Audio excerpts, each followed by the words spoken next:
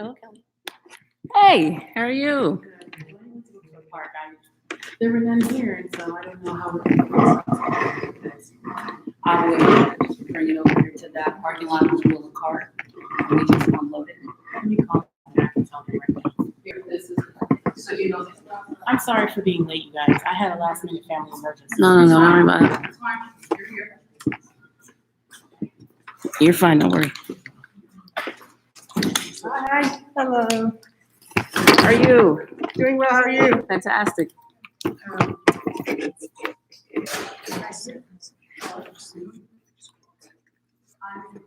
What's your name? Oh, I'm Chase. Chase and Kelly. Tracy. Tracy. Nice to meet you. Okay, you want to sit? Okay. There's snacks in the back if you, so you're tired, something you eat or you're eating.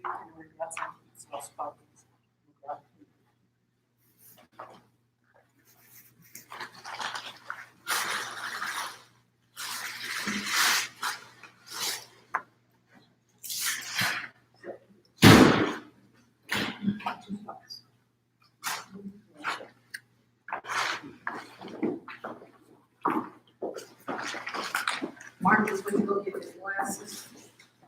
Are they helping to Hey, sit down, relax. Need something for snacks in the back if you feel you need it.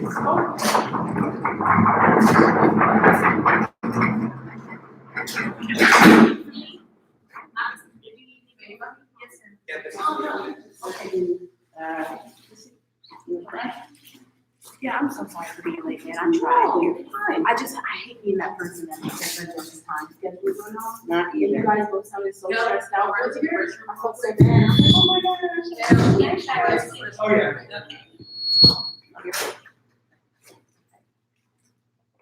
You're fine. Okay, I just want to make sure. Testing, 1, 2, 3. Testing. Yeah, you're right. You're good. No, what were you saying? Oh, nothing. I was just like saying that I hate being the person that has one of other people's stress. Not You even. know, I You're know good. this. I know it's like to have people who's supposed to talk about your shit showing up late. I know that level of on now that person's still going to come, creeping up inside of you. No, it's okay, really. Because you ever did that? Trust me, I didn't show you. I'm not. Yeah. There's nothing for you to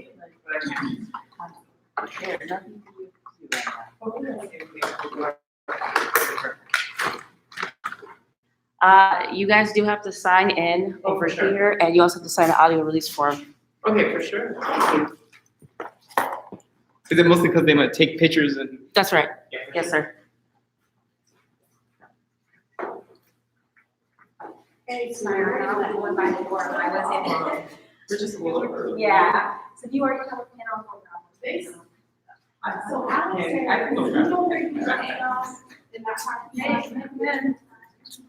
As soon as I find my bag. The event starts at 1 o'clock, huh? Yes. Okay, wonderful. Yeah. I always love your black beret. Oh, thank you. Thank you. Hi, come in. Oh, it's too late. We're already. Hello, how are you? Hey. You need everybody to please sign in and also sign the audio release form right over there. For podcast? Yes.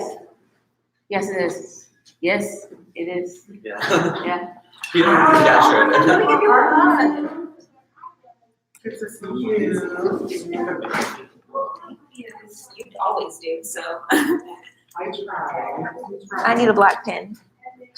All of my pens are childish from when I take notes in school, in class. Or blue, Or what? or blue. All of mine are like pink and orange. Oh, doesn't matter. Hey. My pen is not working. I gave my last I'll pen put to out my somebody. brown one. I was trying to, but it's like hard because like, you ever like see somebody around campus and they you never say hi to them, and then you're like, today's gonna be the day.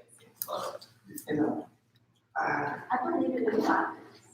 I keep on saying, hi. I'm shy. Yeah, tag team is like. I want a mom. Everything okay? And then that starts with hundreds. Yeah.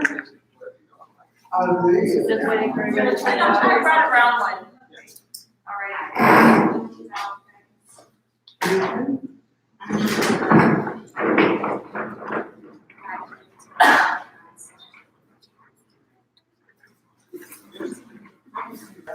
Sorry, I want to get this on our Instagram before it starts, because I don't want to get like on it, so. I absolutely love that. Right here. Oh, you know what was my favorite, right? That one right there. The one with the lady with the, No, this one right here. oh. I know somebody asked me, was that really my tattoos? And I said, yeah, that's really my tattoo. Oh, are you serious? Yeah, that's why I I thought it know. was a painting. I didn't even see the picture. That's awesome. Oh, shoot, okay. I need to be a little more. Yeah, at the show, one of the guys asked me, was that, are those your tattoos? And I said, the one on my chest, yes. How many likes are we gonna have? Well, I'm going to, We're gonna turn off. where did the other light go? Where did the other light? I love your Mrs. Scene, the aesthetic, the whole like setup. It's so comforting. you. Feels, Yeah, thank you. however, just has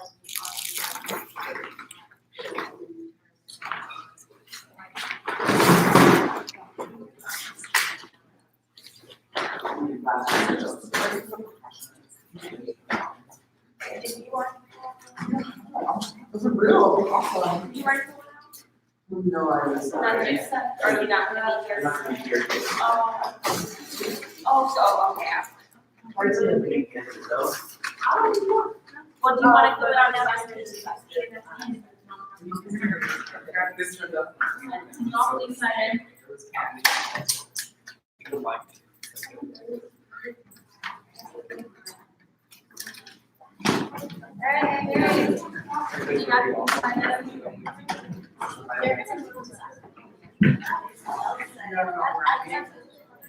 How are you?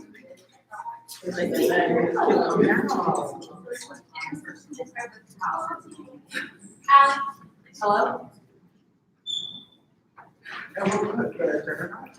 Oh.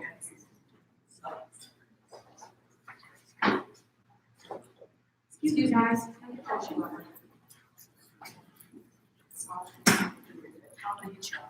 Oh, are you not taking it there? No, ma'am. Oh, okay. Oh, No, it's okay. That one. just leave it sitting, I'll take it, and then it's like.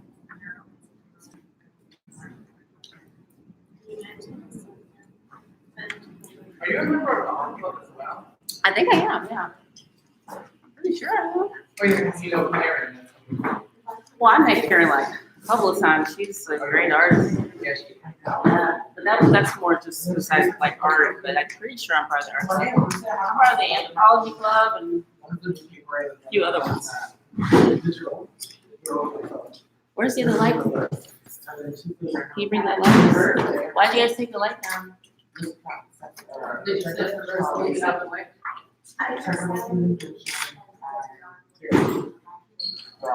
Everybody signed the audio release form. Do you need help? Yeah. Oh, no. You know what works?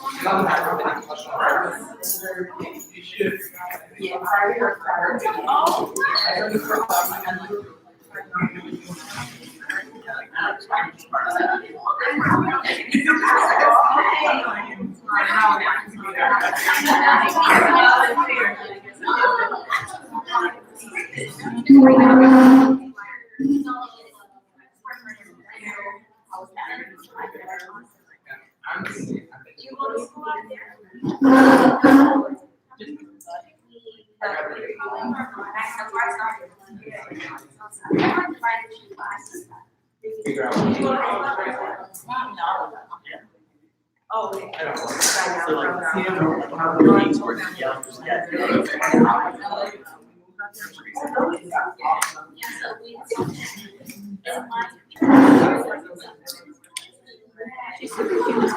I guess, but I This is another.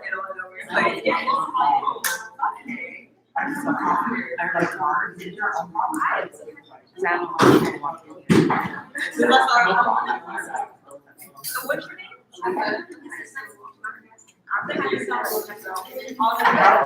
She was like my favorite.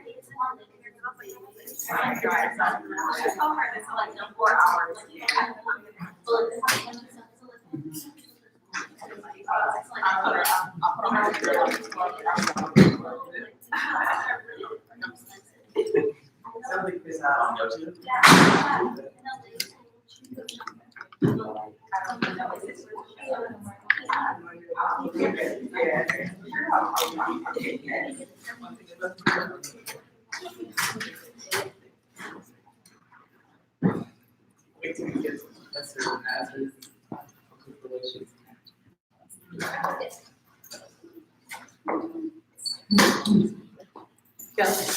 Yeah. You're still using this? Am I, what? I said, are you still using this? No, I'm fine. Thank you. What can I do to help you?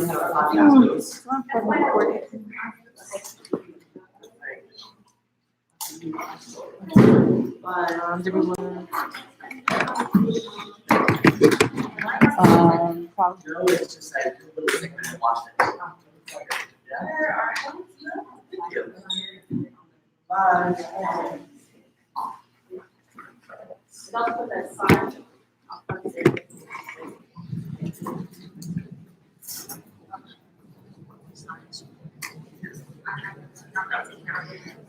Hello. This one inside. But I'll take it. Okay. Get it from inside, please. I'm making my way out.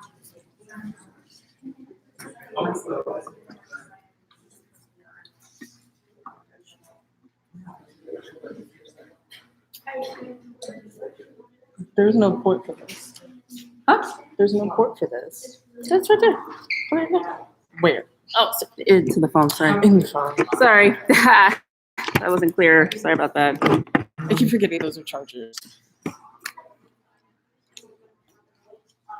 Well, I mean, I guess I do like double duty, you know, they're chargers and they're also like, Yeah, I know where word. Yes, thank you. Yeah, don't worry about it. I was struggling to figure that one out. How can you make me useful? Okay, I'm not here. can you sit here? Can you just sit there? I should just see, can you please? Okay, can you please speak into the mic?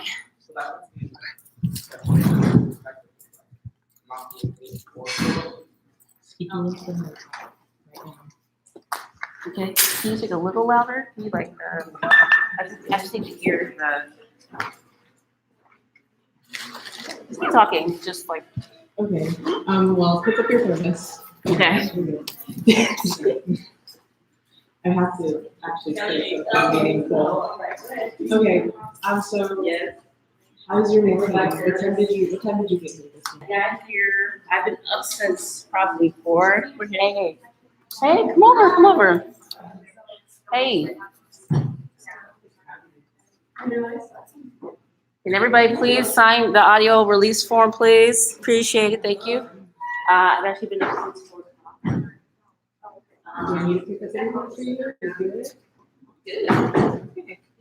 I'm just, come in. This is Seren. Hello. It's nice to meet you. I'm in love with your pants. Oh, thank you. Just sitting over here, the pillow, pick a place, pick a pillow.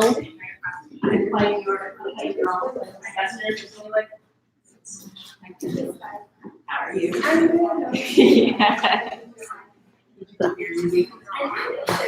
Oh, the black girl magic right here. Look at this. Here.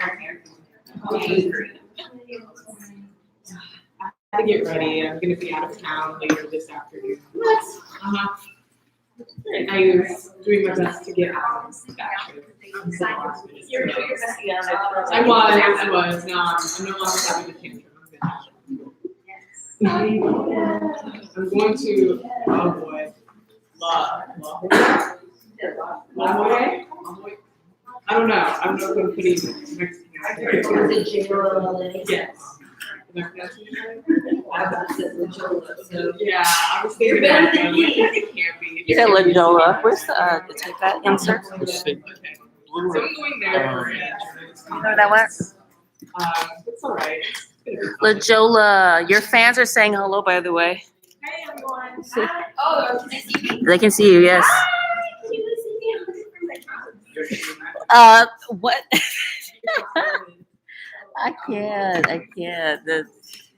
It's gonna be one of those days, isn't it, Seren? When you invite me somewhere, it's always one of those You're days. right. I would love it though.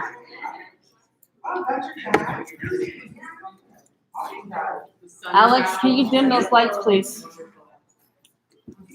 Can you dim those lights, please? The red wagon.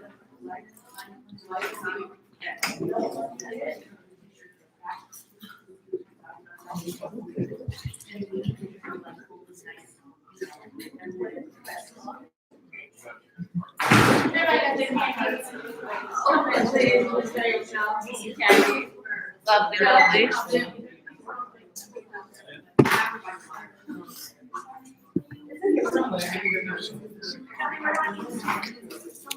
I don't know where it is. Do you want blue tape? Huh? I can get blue tape. Oh, no, it's back.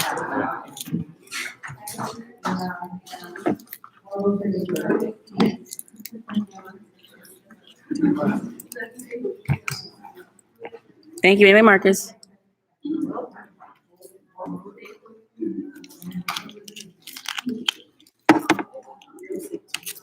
Are you? Are you sick?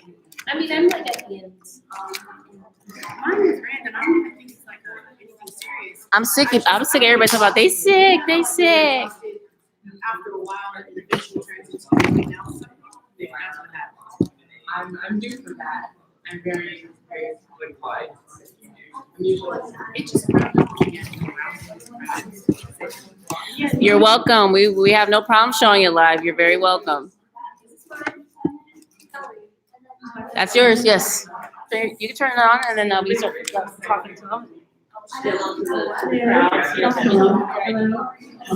Yes. Hello.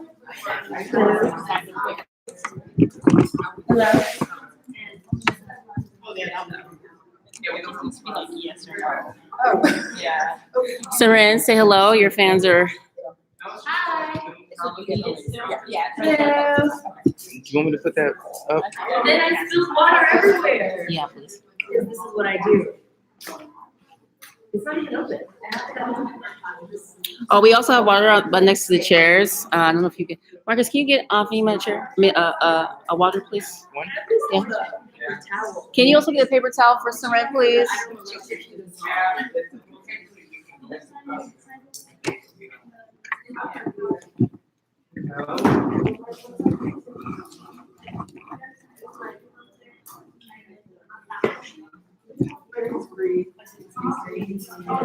Seren.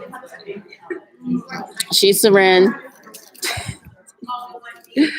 I hate it. I'm sick of everybody today. That's what everybody. You know what? You don't know me. No, it's very valid. That's very valid. I vouch for that. You don't know me, Marcus. I felt that in my soul. You don't know me, Marcus. Okay. Marcus is like, Kelly, I know you. I know you like the back of my hand. Lies.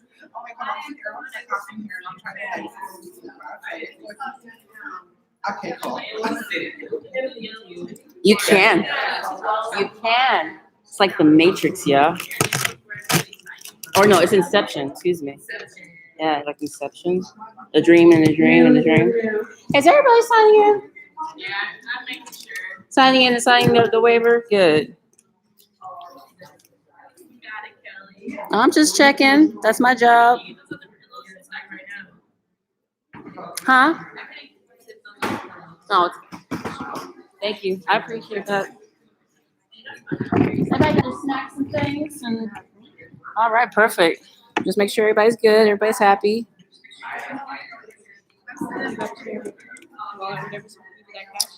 I really don't remember what I did with it. Okay, I trust you. I don't think you're gonna like be. I don't think you're a thief or anything.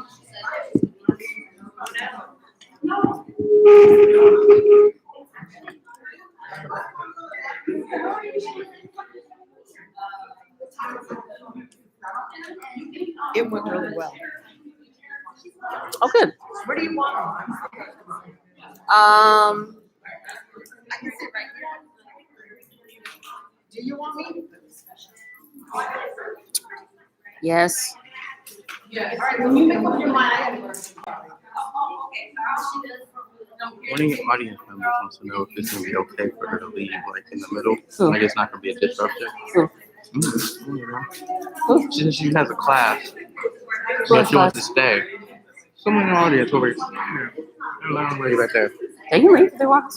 She just wanted to make sure she wasn't being a disturbance. She can leave. Yeah, that's fine. Okay. Yeah, if she don't have to stay, she doesn't. She has class. If she has class, it's okay. School's important. Kind of.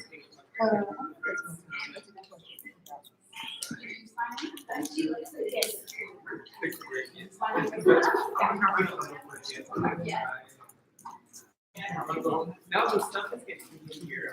Can you hear me? Are we good?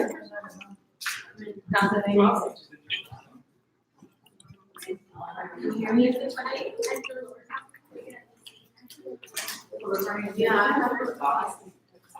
Okay, well, how do I sound? Ooh, it's a little loud. I can hear you too.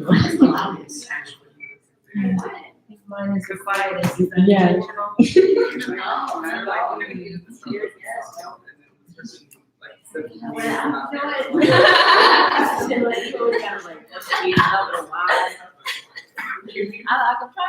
what we have to do. No, we don't have to do it. We're not good at jokes. I don't know if we're joking. I'm like, you're all joking. It's good. I'm always joking. Or joking. It's the same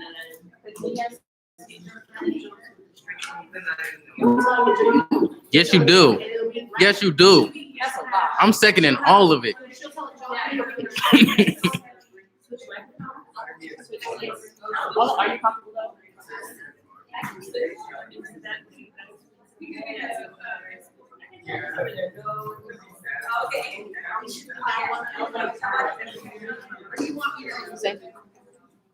Everybody needs to sign the audio release forms and sign in. You're not special. Everybody has to sign in. You're all special. No, they're not. Sign in, please. That with love, as Michael Jackson would say, with love, with love. That's what he used to say. He'd be like, I don't mean to be rude, but yeah. My cousin used to be like, I don't mean to be rude, but you need to do it together. With love, with love. Yeah, he used to do that all the time. I swear. I'm not making it up. I had Kelly energy. I swear, I'm not kidding. Like, why would I say that? I wouldn't. I swear I wouldn't do that. To tell the truth. Oh, sorry. It's not the time yet for that.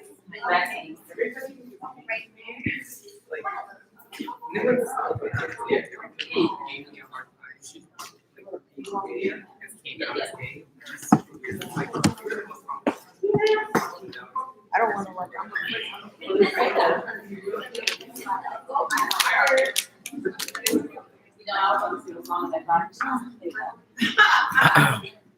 Miss Seren, Alex Indigo wants to know where your cowboy boots are. I know, I said I just put it in the chat, I was like, I have to look for them, you gotta find them. You disrespectful. Cowboy boots. What's up though? So it's the next day?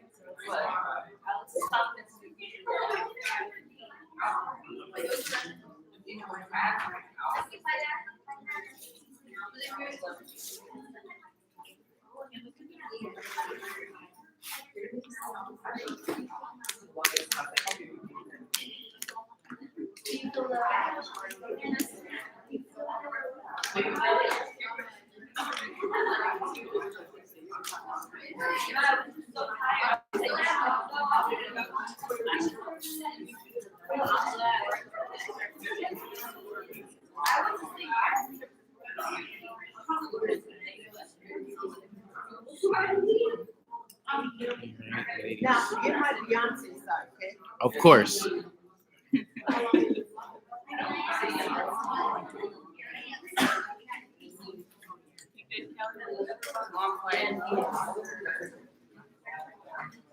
She just I was trying to make it rhyme, but it didn't. It didn't flow. It didn't go nowhere. It didn't. It was bad. You know what I mean? Anyway.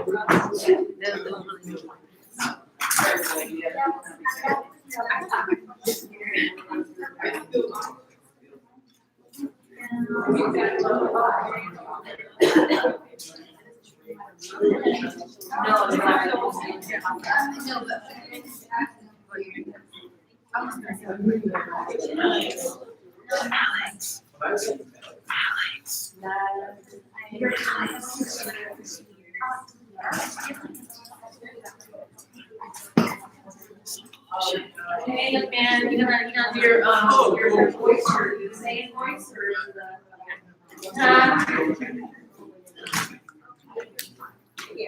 Being extra. I'm sorry. I didn't mean to be. Hey. I love it.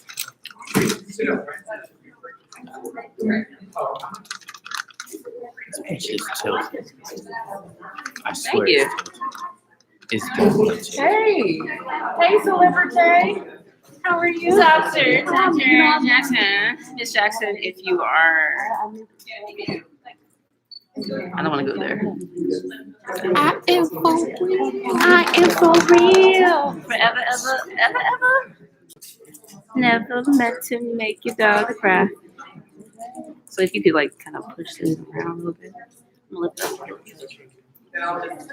How's that light look? Oh shit. I mean, shoot. They're on Switch. Yeah. Okay, I was confused for a second. Hi, doctor.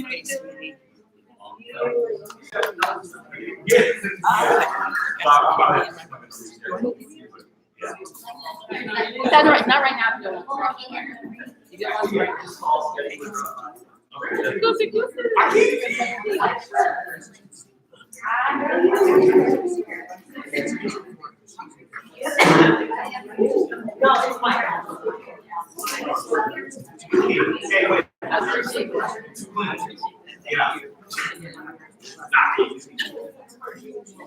Young sir. What's good? So what's this one doing? This is with us. Okay. I will attempt Yeah, you'll to hear multitask. You'll hear it beep. Young sir. Hear that beat for what? It will beep because it's only gonna do like 25. Okay. I can turn this, right? Yes, sir. Yeah. Boom.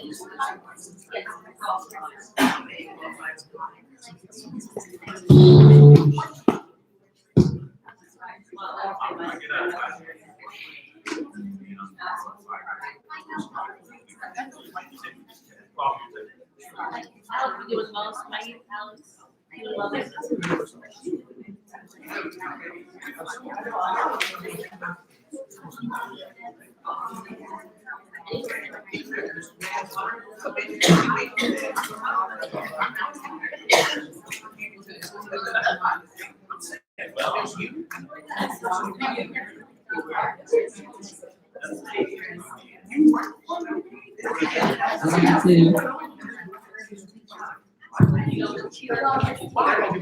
Does everybody have water?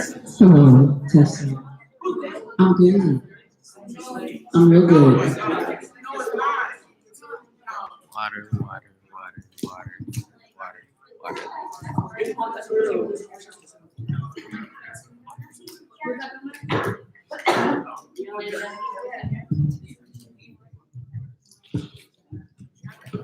Kelly, would you like to roll that light back a little bit? Yeah.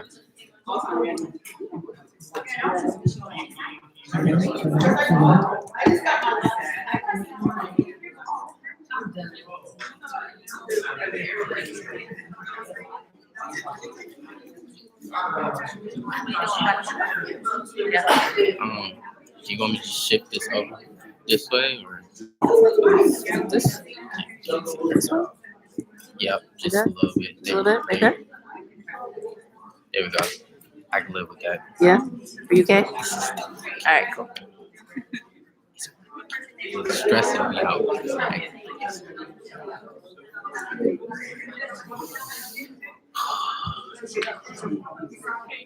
Jesus. It's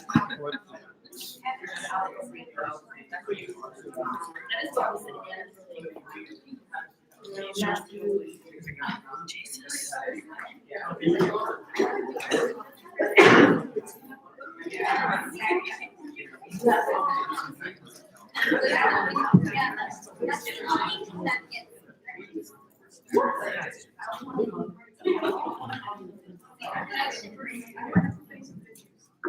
Oh, that's the one that's the new one.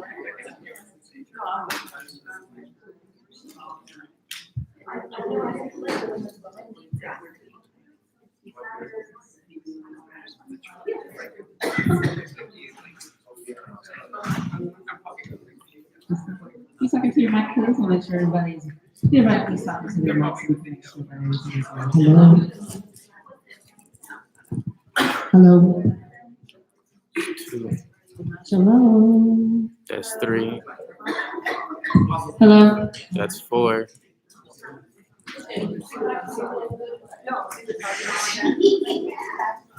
Hello.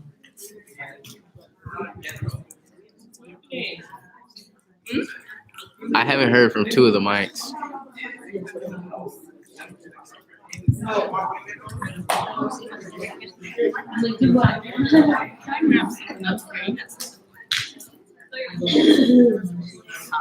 Appreciate it.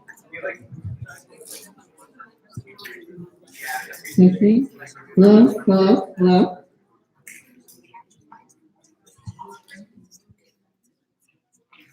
Okay, right, please speak into your mic. Just want to make sure everybody. Hello. 1, How you doing? 2, Hello. 3. Is it on? Is it on? Sorry, y'all see my butt. Sorry about that. Hello.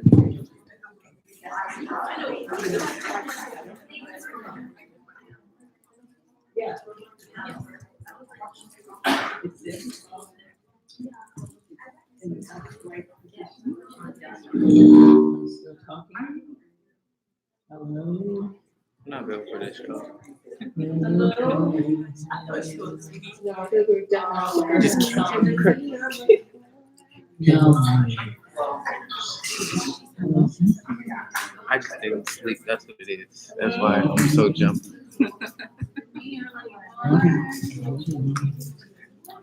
The Kelly Dozier solo. Excuse me. Huh? You just said it's on. What? Testing 1, 2, 3, 4, I ain't say nothing. 5, 6. Hello. 7. Counting. Hello. Hello. Kelly head just like blocking half the gift. Huh?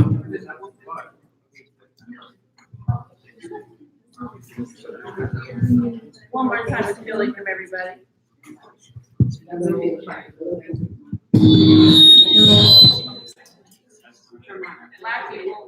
Yes. Hello. Hello. Testing 1, 2, 3. Hello. Hello. Hello. Hello. Hello, hello.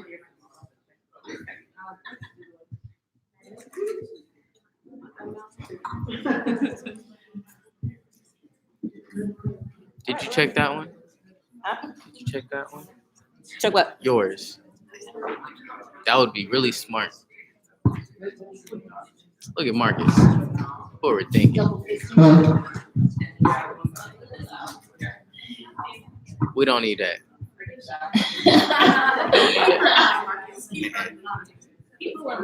What?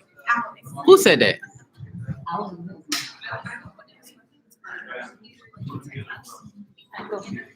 Can we get the lights to go down?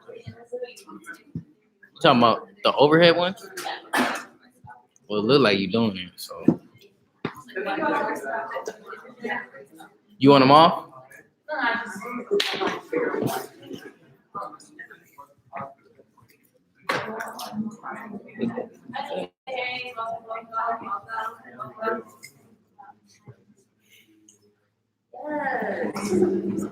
That's it, that's the stuff. The stuff that you're made of, you know?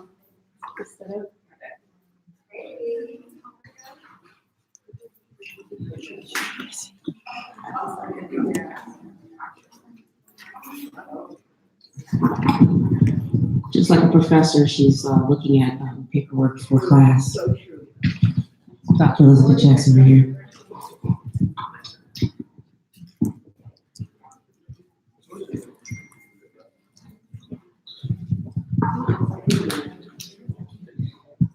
Welcome, everybody. This is the Black Student Union Podcast. My name is Kelly Dozier. We are at the California State University of Bakersfield. I am a staff member in the English department for the writing program and also the BSU Advisor. To my right is Dr. Elizabeth Jackson, Communications. Don't you play three PhDs or something? The only one? Okay, I swear. Oh, excuse me. All right. She's like, oh yeah, definitely, Kelly. Yeah.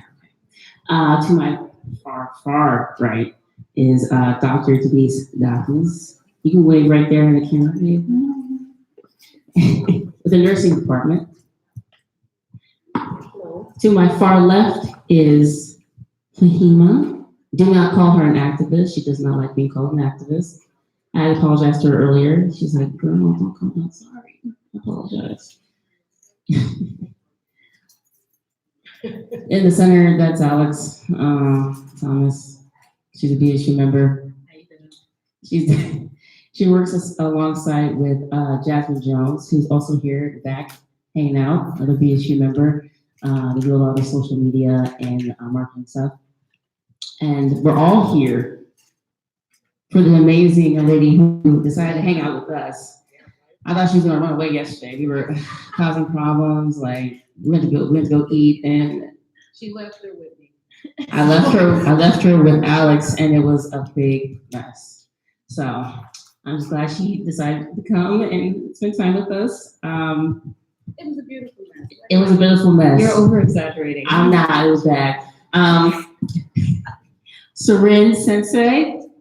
If you do not know anything about this young lady, besides the fact that she's the stirring up people, making people angry because of honestly cognitive dissonance. What she's saying isn't false.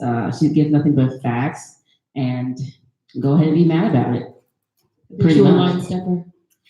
Habitual line stepper. Habitual line stepper, exactly. So I'm totally into it. I love it.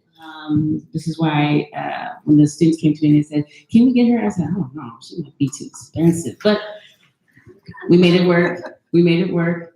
And we're here to talk about her book. So about that, a year of contemporary essays on race and pop culture. And she was actually gracious enough to gift us a few books to actually give out to a couple of students today. And we're also going to do a meet and greet. And let's just jump right into it. One of the first chapters in her book is all white people are racist. Let's get into it.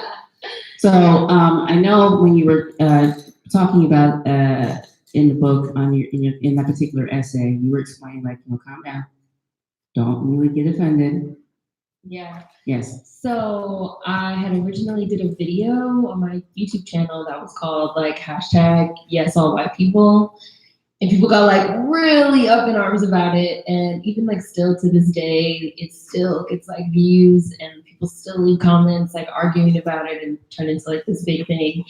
And so I sort of expanded on the idea in the book and the essay. And I wanted to put it in the beginning because it was like, if you can't get past this essay, like, this is not the book for you. You might as well just like put it down, just walk away right now. Like, we're not gonna hide it in the back. And basically, the essay talks a lot about socialization and how we are socialized in a racist, white supremacist society. Everyone, and in white people, this sort of manifests in white supremacy and in being an anti-Black racist. And in Black people as well, it manifests in a lot of internalized anti-Blackness that you kind of have to become aware of and unlearn it. And I feel like white people as well have to become aware of the fact that they are all racist. Like, it's just you're socialized to be that way. And in the video and also in the essay, I also said like, it doesn't matter if you had like the best parents, the best upbringing, because that's like the first thing that people always say, like, my parents were so amazing and they like did not raise me to be a racist. Like, I'm sure like no one's, well, maybe some people's parents like raised them to be a racist, but your average person is like not being told like niggers are gonna steal from you. Like, your average person is just not being, especially like nowadays, is not being told that kind of thing. They won't use that particular language. But it's more insidious, and again, it's like more socialization in the way that maybe you go to the grocery store with your white mom and a Black person walks by and she like grabs her purse. That's conditioning. That's something that you're witnessing that you're gonna internalize in a certain way. Your mom doesn't have to say all Black people are thieves. Her reaction is sort of sending you that message. And even if it's not something you see at home, which it is, but even if we want to pretend that it's not, even if it's not something you see with your parents, it's possibly something you see with your aunts and uncles, it's something you see with your cousins. It's something you see at your friends' houses. It's something you see when you ride the bus to school. It's something you see when you turn on the television, when you watch movies, when you read books, when you read magazines. It's really ingrained in every facet of our society. It's inescapable. And so you're just socialized and conditioned that way. And sort of going into this like defensive mode is not gonna help. You have to sort of acknowledge it and then do the work to unlearn it. Otherwise, you're just gonna be stuck as a fucking racist. Is it all right if I curse? You can curse. Okay. I've already said like nigger and fuck. We just gonna like no, go for it. Like no, go for it. Why not? Before I started talking. No, it's okay. I mean, we like minimal, but just because people are very. I think we kind of explained this a little bit how conservative Bakersfield or Kern County rather is, and we kind of, like I said, we kind of caused a little bit of a mess yesterday. Kind of explaining to her because people lied to her when they came here, like, oh, it's dusty there. Like, oh, it's not just dusty. The real dust, yeah. The real dust. Heard a lot about that. You brought the rain and the cold weather when you came, and it was the funniest thing because we were like, it was nice, and all of a sudden when you landed, it was like, is this going to be like a thing here that when you're here it's going to be crazy, but it's nice and sunny now, so I guess it's today, just. Yes. Yeah. The East Coast weather followed me yesterday, but as of today, I got some California sun. Yes. Which I needed desperately. Yes. So to continue on with the white people are all racist and they have to kind of like learn not to be that way. You also talk about another essay in the book. You talk about privilege and using your privilege. Can you expand upon that a little bit? Yeah, I feel like a lot of the times when people like to talk about allies and like allyship and like, how do I be an ally? People ask me all the time, like, how do I be an ally? Number one, I hate the term like ally, the whole concept of like being an ally. Like, what does that really even mean? I don't really even believe in that as a concept. Number one thing I say to people when they ask me, how do I be an ally? Is I say, well, you have to sort of figure out what your privilege is and figure out how to use it, basically. A lot of the times people deny having privilege. They say like, oh, I worked hard, like I worked so hard. I don't have privilege, nothing was handed to me, I worked really hard, blah, blah, blah. And it's like everyone, I sort of think of identity as operating on a sort of sliding scale, and pieces move around. So it's like possible that you have privilege as a white person, and then you possibly have some issues because you're a woman, you know? But you can still use your white privilege, you know, if you quote unquote want to be an ally, right? That doesn't mean sort of like muscling your way, you know, inserting yourself into these spaces and like having the biggest, loudest voice and talking over people and, you know, being like, I'm going to be the one to like lift the Negroes out of oppression. Like that is not allyship. What you can do is recognize that you have white privilege and say, well, I'm going to enter into spaces using my whiteness that other people possibly can't get into. And I can use my voice in that space. Like white people talking to other white people about racism should be like a thing.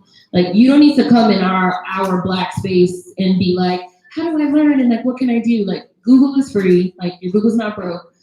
You can read, and then you can enter into white and other privileged, you know, spaces and sort of use your privilege in that way, especially because studies have also shown that for the most part, in terms of like a collective, like white people do not even listen to Black people. They listen to other white people.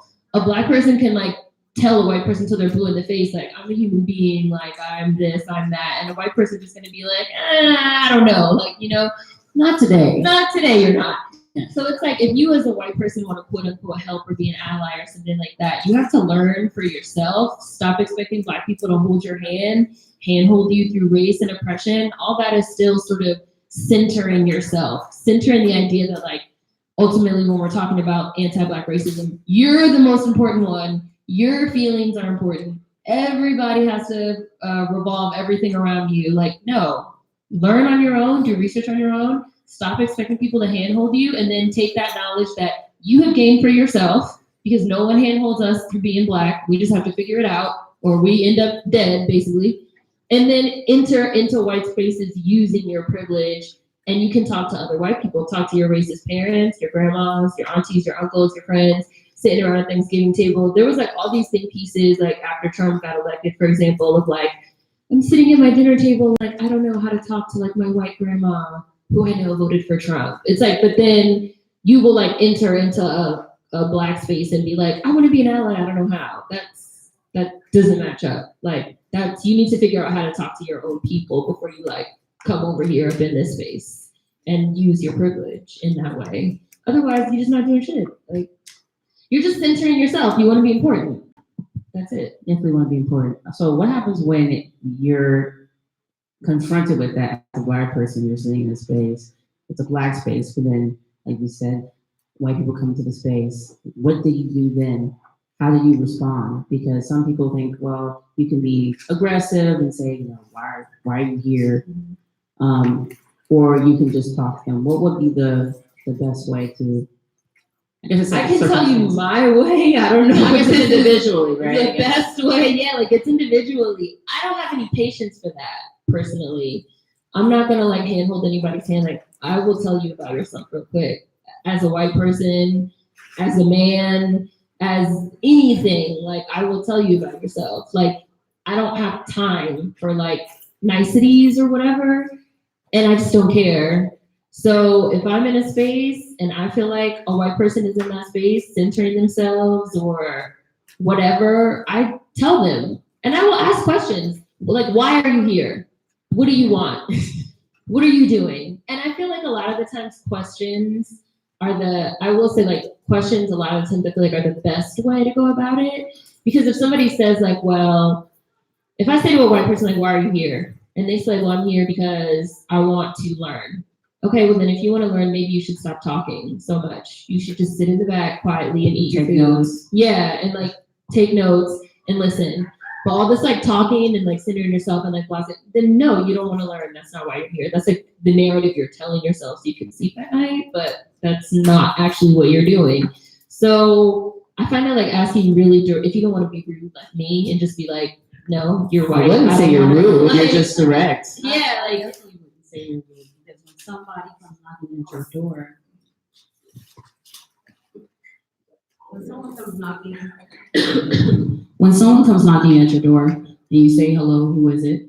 And they tell you who they are, you say, well, how can I help you? Yeah. What is it that you need? What is it that you're looking for? Because you're not stepping into space just to step in the space. You're stepping into space because you're curious about something. There's something about it that has procured your curiosity. And since Black people have been on display here in this country for, and still is up until present, I mean, yeah, it's your right to ask those questions. What do you want? What is it that you're looking for? How can I help you? Or not? I mean, I would say I'd ask white people, how can you help me? Before, Right. how can we help them? But like, I would say probably that's the best, is to just ask questions. Just ask questions and take notes. Yeah. Yeah. And I feel like we sort of stigmatize questions. A lot of questions have this like negative connotation that asking questions is wrong, or just that it's negative, right? Like if you're at somebody's house and you say like, oh, who made the potato salad? Like, people are like, why? What's wrong with it? Like that's like the automatic sort of like, it goes in this like negative direction. Right. And so I think that people need to be a little less afraid of asking questions. And I feel like people that are asked questions need to be less defensive about it. Like, why are you asking me? Why are you questioning me? Like, people are allowed to ask. And it also kind of leads into another thing you talk about in the book, respectability politics is bullshit. Yeah. Let's get into that. It is. Because even the language, you know, when you were saying, you said, I said nigger and I said fuck and I said shit. I'm like, well, if that's how you feel, it's not like you're like physically harming somebody, but people feel like, oh, I can't receive what you're saying because you use a curse word. Everything Well, says now, but not valid. Yeah, I'm leaving, and you guys like still have to work here and stuff. I'm like, No, I work here. I work here, Yeah. but So I definitely feel everybody knows I say like fuck your respectability politics all the time. I feel like the idea of respectability politics, especially for Black people, is bullshit because at the end of the day, you're Black.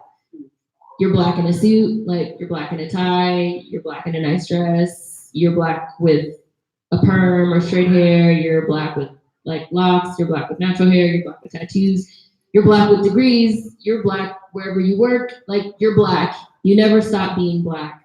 And so you never stop having to deal with anti-Black racism. You never stop having to deal with the system of racism, white supremacy. There's nothing that you can do that changes the fact that you are a Black person in this country living under an oppressive system that is due to race. It's due to race and it's due to like visible sort of Blackness. And so I feel like all the rest of that stuff doesn't matter. I feel like a lot of that is a coping mechanism. It's something that people sort of tell themselves so that they can maybe continue moving day to day in the world. Like, well, if I just put on my suit and tie and I like go to my corporate job and I have my degrees, like that will protect me. And I also feel like in addition to it being a coping mechanism, it can also be used as a way to sort of separate yourself from other Black people. Like, well, and that other Black person was covered in tattoos and had a hoodie on and had baggy pants on. And so that's why that happened to them. And since I don't do that, it's not gonna happen to me. I feel like that's at the core of a lot of respectability politics, which sucks. And I feel like, but I just feel like a lot of it is people trying to like cope with like the day-to-day, like crushing weight of anti-Black racism instead of just dealing with the fact that like the society that we live in is racist. It's like a mechanism that people use. absolutely. Even on college campuses, I was telling a couple of students, just because, you know, it confuses people sometimes, like, why are these students coming to talk to you? I'm Black. You know, I'm Black, You're Black. and I'm a certain age group, so it's like, I come off more like, I guess I can talk to you. Oh, you seem like a decent human being. I can talk to you and share certain things with you. And I was saying to a couple of students that education is always proper. You're not walking around here always, and some of the best lessons you're going to learn is in those moments of like saying words like that or being aggressive. And those also some of the most long-lasting lessons that you learn is not in this proper form. Mm-hmm. And I think it hinders our ability to be fully human. It's that thing again where you're like, well, you can be human, but on this level. Exactly. Performative. Yes. Yes, I do. I pay attention. Taking notes. Oh yeah, oh yeah. Well, a couple things. First of all, I love what you're saying, and I'm listening and appreciating everything. And just want to just add a couple of things that have to do with our kind of communication orientation. I'm a professor here. So one of the things you were talking about in terms of respectability, politics. Oh, I think I speak a little bit low. So it has to, in communications, we also have a kind of umbrella term that we call a proper meaning, the superstition of proper meaning, or politeness protocol, whereby, you have to enunciate, articulate in a certain way, otherwise people will denigrate what you're saying and perhaps obliterate it altogether by turning a deaf ear. Yes. And that, in a way, I'm an oldie, but a goodie. I think I'm a goodie, but that depends on who you ask. But anyway, back in the day when I was working on my dissertation, I was also working in the music industry, the hip hop industry. So my job was to talk to every hip hop artist all the time and then write about them. And I have to admit that in the 80s, I, as well as many other persons, felt that basically hip hop was a trend. It was going to be quite transient. We didn't really realize that it was going to have stick-to-itiveness. Why? Because it violated the politeness protocol. We recognized that it was a very virulent, volatile, expressive, sustenance piece, a piece with substance and sustenance. However, the idea was that it would probably offend the broader populace, and so it would only be something that would be very inclusive of the Black community. So even as I was doing the interviews with all of the people, I just assumed transient.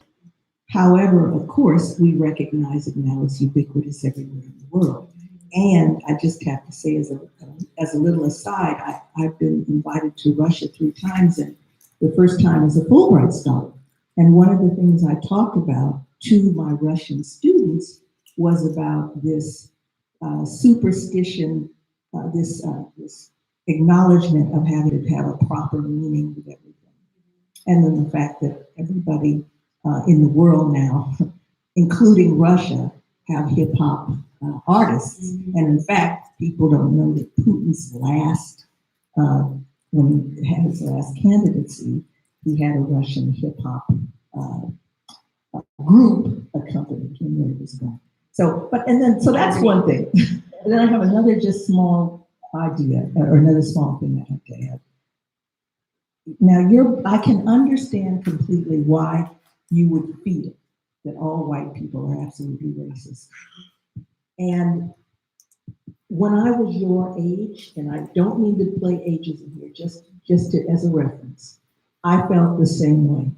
I absolutely had an abhorrence and a kind of a deep hatred for the ways in which I could perceive that white people were treating me. Now, I went to UCLA, and Angela Davis was my professor. And at that time, of course, we had a very caustic feel about what was going on with the Black Panthers, what was going on with Angela Davis and all those persons. But when Angela was ripped from us, and we went through a general malaise, both locally and nationally and internationally, is when I realized that perhaps not all white people were racist. And I'll tell you why I came to that conclusion. Immediately after we lost her, and then she went underground, and then she was apprehended, and as you guys know, she was considered #1 on the FBI's most wanted list, nationally and internationally, #1 on the CIA's most wanted list. Sorry, that's my bad. Well, this is what happened around the world. This is what happened. Sorry, I'm so stupid about knowing how to silence my phone. You know what? Instructors be on you in class and be like, turn off your stuff. I should remember. No food in the class. Anyway, it'll stop in a second. Okay, there we go. So here's the thing. Immediately after she was gone, and then she was apprehended again, and then she was incarcerated, as many of you know, for a year, people began to coalesce. White folks, Hispanic folks, Asian folk, everybody that you could see, including the Black Panthers, everybody made a decision that it was a coalition politics.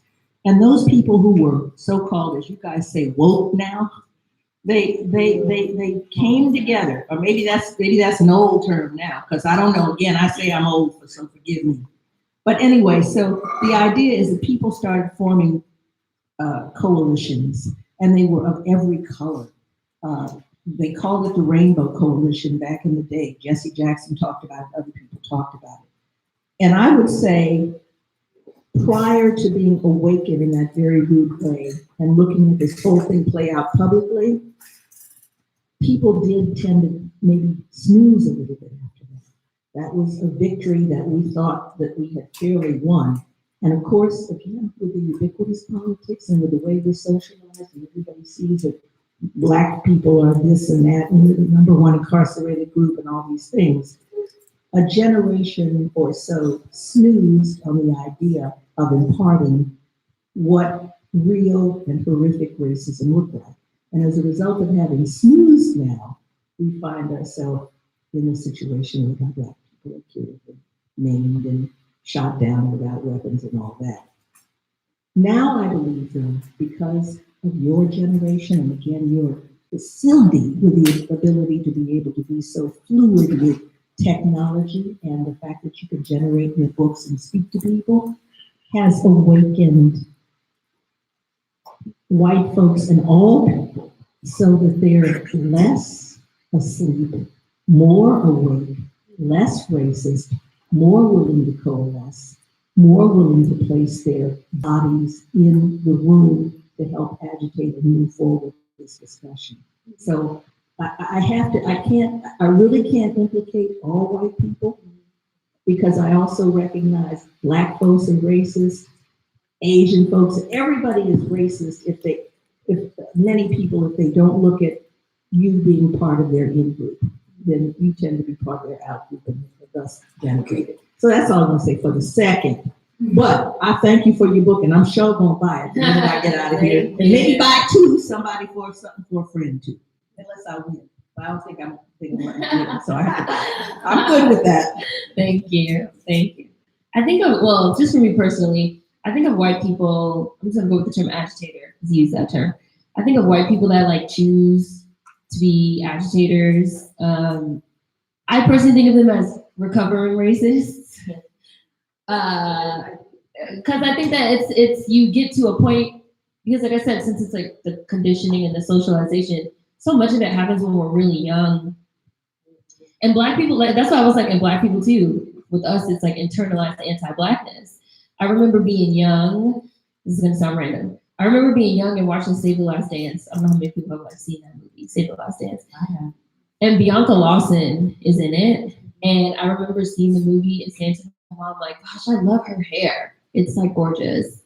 And my mom said to me, you only like her hair because it's long and straight, right?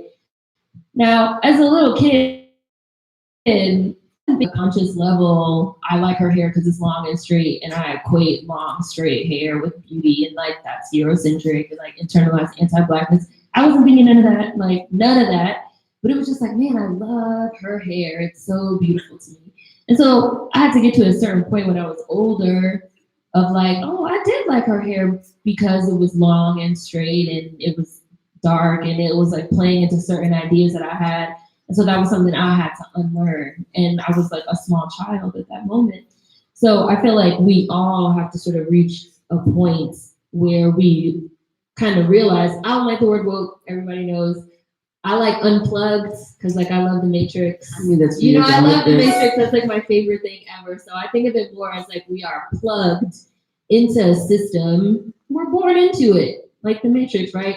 And we're plugged into it, and it's all around us, and we don't even know. Kind of like how in the Matrix, they don't know that they're plugged in, right? And they have to be unplugged. And most of the time, it's once you reach a certain age, and you realize like there's something wrong, like. Why is it that every hairstyle I like is long and straight? Like, what does that really mean? And so for white people, I feel like white people also have to sort of get to that point. And some do, a lot don't, but some do, But for them, I just think of them as like recovering racists.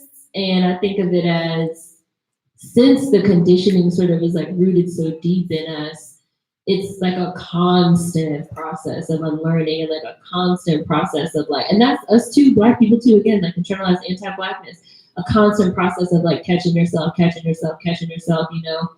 I love supporting Black-owned businesses. That's kind of my thing. And like, that's something you see all the time. People have like one bad experience with a Black-owned business. They be like, that's why I don't support Black-owned businesses and da da da da da da da.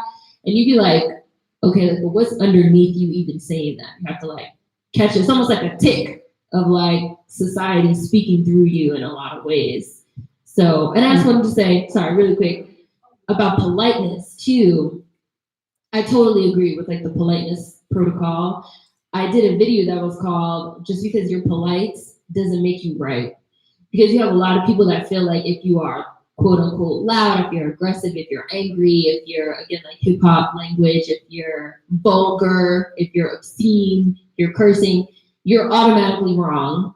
And that if you're polite and if you're speaking, you know, with appropriate diction and etiquette and you're articulate, you're right, right? So there's a lot of like, and I've seen people say things that was like totally 100% wrong, but they said it in like a very quote unquote nice way, an appropriate way, and they were able to like convince people that what they were saying was correct.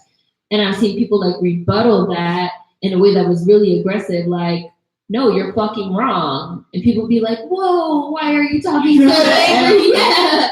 Like, and so now we're talking about the appropriateness or the politeness of the conversation, even instead of like the actual subject matter, which happens all the time. Can I say just one thing? There is a scholar by the name of Thomas Kochman who wrote a book called Black and White Styles in Conflict. Mm-hmm. And he was out of the University of Illinois, Chicago. And basically, he's been studying this for years and years. He's a Jewish guy, if that means anything. But anyway, he looked at the fact that in terms of the different styles that white folks and Black folks have when they're speaking, and the fact that, for instance, Black folks may, when they're very expressive, go up 10 decibels higher, or they may be very demonstrative in terms of their hands, in terms of, and they may show a great deal of emotion. And then white people may be exactly the opposite. They may speak in a lower tone. They necessarily don't show excitability and all that kind of stuff. And so as a result of that, he is saying, this is where we have our major communication misunderstandings, because we say, what do you mean? What the hell? Blah, blah, blah. And they'd be like, I feel attacked. I feel threatened. 911, there's a Black person. Yeah, exactly. And then you become mad. You're not being rational when you speak very loudly. So, Thomas Kochman, from studying this for a long time, it's a very fascinating book. I hear you, because that's what they say. And sometimes we have to mix it up and occasionally use like expletives and stuff, because we really need to make people understand that that's what's happening. He also talks about going off and not going off too, and using that as a tool in order for people to listen to us. Oh, so what I was going to say is, I actually agree with your point about the idea of respectability politics being bullshit. And additionally, I agree with the fact and the ideology that white culture is inherently racist. And the reason I say this is because there is a group of social and there is a group of, no, it's okay. There's a group of social and cultural normatives that exist not only in different ethnic spaces, but also socially in, the world. And so one of the things that we have to acknowledge inherently is that white culture has led to the colonization of the entire world. And so thusly it is in practice racist. I know that that's really hard for some people to hear, but that's the truth. And then in order for you to no longer be racist, you have to unplug, as Seren said, but I call it decolonize. You have to decolonize your thinking. And what that means is you have to, and Black people have to do this as well. So we have to decolonize our internal self-hate and anti-Black rhetoric inside of us. But white people, what they have to do in order to, I hate the word ally. I really hate the word ally because I feel like it's a politically correct term created to make white folks feel better about being racist and like to make them feel better about no longer wanting to be racist. Like for me, I don't view it as ally. Like you're a person and you are supposed to help other people who are in oppressed situations. So it's not, you're not an ally. Like you don't deserve a cookie for doing that shit. Like that's what you should do as a human being. Like you should be a good person. You should assist other traditionally marginalized people. So for instance, as Kelly mentioned, I'm an organizer and I have a grassroots nonprofit here in town and we work in the Black community creating equity. We have a lot of white people who come into our space now because it's trendy to like not be a racist and shit, right? And so we have a lot of people who come into our space and they're like, I'm woke. I didn't vote for Trump. I'm woke. I wore a pink pussy hat. I'm woke. I marched at the Women's March. And it's like, oh, word? Okay, cool. Well, my people were brought over here like cattle. So just sit down and listen to what we have to say. If you want to be an ally, you have to just be quiet, mute your perspective, and allow the people who are working for the progress, who the progress affects, to speak freely, and then allow them to tell you how you can assist. When I go into LGBTQ plus spaces, I don't say shit. I'm not a queer woman. I don't have a space there, but I'm there to help. And in doing so, I allow myself to be used in a way that they deem fit for what works for them. I don't go into their space and say, well, I want to do this and I want to do that and I'm a Black woman and none of that matters. You don't center yourself. Exactly. I don't center myself. So when you understand that, you're able to unpack your privilege. Additionally, when white people do decide to unpack their privilege, it now has to be, it's like when you are recovering off of, substances or when you have an addiction, that like, you're not like, okay, I'm sober, that's over, right? That's an ongoing lifelong process to continuously work to stay sober. When you're a white person, that's what you have to do. One of my best friends is a white woman from Des Moines, Iowa, and when I met her, she was a racist. She was one of the nicest people I've ever met in my life, but she was inherently racist. And through being my friend and organizing with me and working with my organization, she was able to unpack her racism. And even now, she every day has to work to unpack her racism. And when she does, I don't applaud her. Good, you're a person. Be a decent human being. That's why I like the term recovery. That's Right. why I like to call it recovering racist. Right. And I think of it exactly the same way. Because I've told people literally, like, at any moment you can fall off the wagon. Like, you have to like keep an eye on it. Right. And that's the thing that we have to move. We have to move in that space. So yes, so I'm sure like there were a lot of dope white people that you saw galvanized behind Sister Angela, but that's an example of people who have unplugged and decolonized, and they probably work really hard to maintain that and stay that way. And then the other thing that I wanted to speak on was, because you guys were just flowing so heavy, I didn't even want to interrupt, was like the idea of respectability politics. I have like an inherent problem with the policing of Black bodies. I think that, and I have an even bigger problem with the policing of Black bodies done by other Black people. Like being Black is hard enough. Like I don't need you telling me how to talk, how to walk, how to wear my hair, how to be a good Black woman, not to be a nasty Black woman. I can't listen to Cardi B. I can't like back that ass up and be an intellectual. Like I have it hard enough where we don't need to put these very strange restraints on each other for the existence of whiteness, because all of it is to reach like this litmus test, like whiteness is the pinnacle, right? And so when we impart respectability politics on each other, what we're really saying is you don't appear white enough. You gonna make us look bad. You don't appear white enough. Don't talk that way. You don't appear white enough. The thing that I'm faced with a lot in my space, here in Bakersfield, I'm the only Black female executive director of any nonprofit. I am the only Black executive director under the age of 40.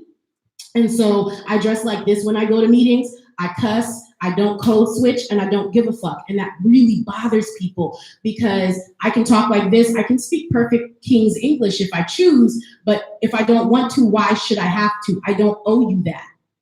I don't owe you that, you know? And I teach my daughters the same thing. You don't owe white people anything. They don't own you. They don't belong to you. You don't belong to them. You don't owe men anything. And I think when we get into the space of respectability politics, especially for Black women, we get it like the hardest, in my opinion, because it's like, you have to do this and this. You have to be Claire Huxtable. You can't be Beyonce. You can't be this. This is what good is. This is what bad is. And we force ourselves to have to uphold ideologies that are A, not real, and B, extremely destructive. So that was my spiel after listening to all these beautiful sisters speak. I wanted to say something and add to that. It's called forever being in servitude. Yes. We are forever in servitude. We are forever in positions where we have to make people feel at ease about being around us, about our narratives constantly. Whether you are white, whether you are Black, whether you are foreign Black, we are constantly at a servitude. It is something that we fall into. It is something that we fall into. It's like a fail-safe switch. Something that was beat and bred in us. Something that was learned and can be unlearned. We are forever mammy. Yes. We are forever mammy. We are forever Uncle Ben. And it's tiring because that generation is long dead and gone. And for this narrative to keep being perpetuated, oh, you're not this, oh, you're not that, oh, you can't do this over here. You know why they didn't give you that job, or you know why people are staying away. No, they're staying away because they choose to stay away. They're staying away because they're choosing to buy into a false narrative that, again, that has been perpetuated for centuries. And no one's saying anything. Well, you know, we support you behind closed doors, but out front in public, you just can't do that. You just can't do that. No, we'll take care of things for you when nobody else is looking, or you can even say when massa ain't around, or the lights that went out. But really, you're in service. You're in service. Those narratives still exist, and they shouldn't. And it is tiring. It is exhausting. Because you're being policed, and because you're being policed, you're policing those people around you because you're afraid of those things, the blowback. Oh, I don't want to be associated. I've had that experience myself working here, that when students come to my office, like I said, I'm Black. So when they see me, they're like, oh, Black person. Hi, how are you? Oh, you're nice. Hi, how are you? Why are you laughing? But I've had that experience myself. And they're like, well, why are these people conjugating in your office? Conjugating? That's a very specific word to use, to conjugate. Like we're dumb, as though we don't know what that means, as though I don't know what that means. And no, they're students, even being accused of like, well, they must be your relatives or something, because why they keep coming around? This is a university. Are you nuts? And also, like, as if there's something inherently wrong in what you're doing. As though it's inherently wrong because I'm Black. And oh, that's inappropriate. Why are people coming by your office? It's a university, and the students are asking questions, and they see me, and they're getting answers, and they're not being turned away. So yes, it happens, not just in your imagination or in a book somewhere that you read. It happens here. It happens in California. Is California, as people say, a blue state? Sure. Not sure. There is whatever. We know that there is a threat factor. We know that there's this horrible fault of racism and stereotypical racism that falls not just, well, worldwide, but here's just something to consider. When I was living in Africa, I was in Zimbabwe, and I was teaching at a university, and they had never really met a Black female scholar. And I asked them, I said, what do you know about African Americans in the United States? And I took a pencil, and there was every negative adjective you could ever imagine. In Zimbabwe? This was in Zimbabwe.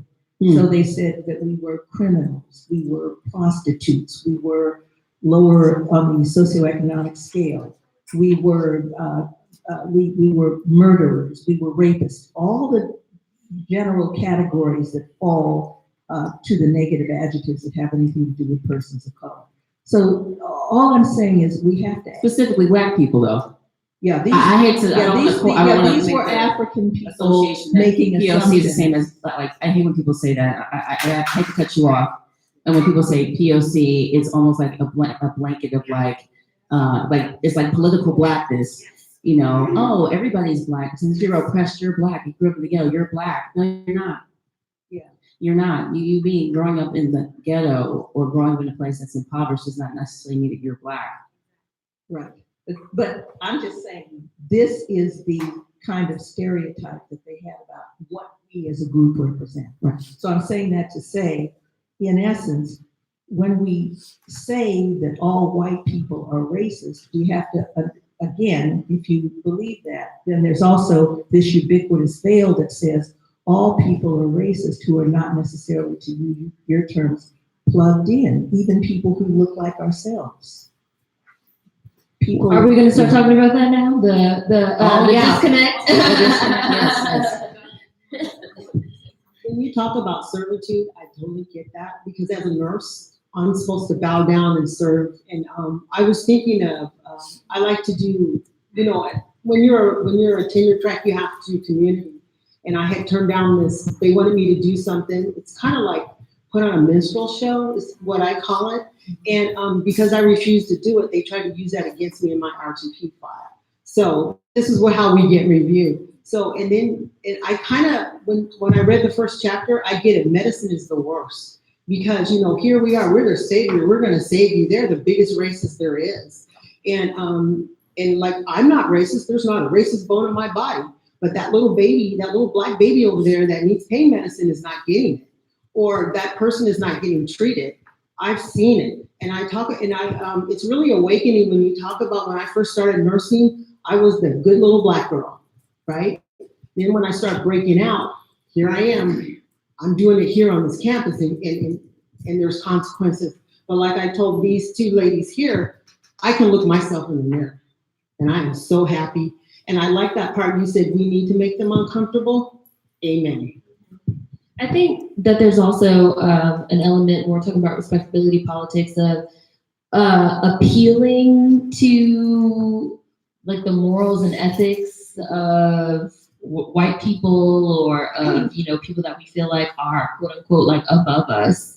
So it's sort of like if you think about Bloody Sunday, for example, like a huge part of the civil rights movement relied on the media and relied on, we're gonna very deliberately like get dressed up in our Sunday best, in our suits and ties and our dresses, and we're gonna like very deliberately go out there so that the news cameras can like show us getting like hit with water hoses and like having dogs sicked on us, like in our sort of finery.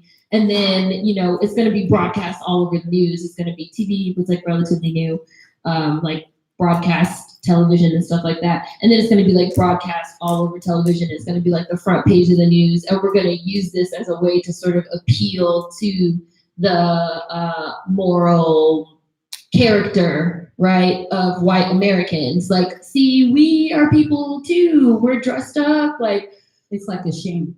Yeah, right. And like you should feel bad because like look at how they're treating us. But when you like really even start thinking about racism, like racism in and of itself is like illogical, right? The very concept of it is not logical. It doesn't make any sense. Like, oh, I think that because of the color of your skin, I'm better than you. That's insane. Like, that's not logical. And so you come up with all these sort of like, we're gonna do all this like logistical type of stuff to like appeal to a system that's inherently illogical. Like, it's not gonna work. I wanted to, you were talking about racism, that everybody or all groups of people have racism, as you were saying earlier. Is that correct, Dr. Jackson? I'm basically saying that because we are imposed with this fog of certain stereotypical behavior that they place on races and everybody places on everybody, that we have to kind of extricate ourselves to understand, like, to be able to differentiate. So I'm saying everybody in the world is probably under some form or sphere of certain stereotypical ideas or ideations about other people. Correct. And I wanted to kind of segue into something you wrote also in the book, but also some videos that you did about POC So people of color, if you don't know. And then also, I want to make sure I get this right. You're like Black Americans, DOS, and how we're different from POC, because it's like an umbrella idea, and then also different from, as you classified it, I want to make sure I have it correctly. I don't want to misquote you. Continental Africans and foreign Africans. Foreign blacks. Sorry, okay, foreign blacks. Sorry, And I foreign like blacks. DACS. Excuse me. DOCS. DACS. DACS. So that's descendant of American child slavery. And understand that there's a difference amongst all those things, and that we do have a distinctive culture. It's funny, I was talking to a couple of students about an essay I wrote to this professor who was very racist, but it was a communications instructor that I had, not here, but it was at another college, and kept correcting a student on his language, how he would speak. And I did an essay about, we are constantly recreating our culture.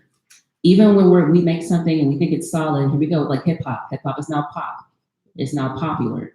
And now they're claiming it as theirs. Now you see a lot more, white rappers or POC rappers coming in using the words like nigga and then telling you, well, why can't I say it? You say it, And I was in the essay, I was explaining that, you're trying to police his language, but you're also taking it, you're capitalizing on it, like using words like fleek or bling bling. You took that from Cash Money and took woke, but specifically like words like bling bling is in the dictionary now. So now it's acceptable. At that time, it wasn't acceptable. What does bling bling mean? What are these Black people talking about? But now, you're making money, you're putting in the dictionary, so now that's acceptable. Now that's a form that we can understand. Some English people say, I was having a discussion with one of the professors here about how, the different forms of, some people are very traditional in the way that they write and the way that they speak. And other forms, they're like, oh, it has to transform, it has to be, it changes with the culture, it changes with the environment.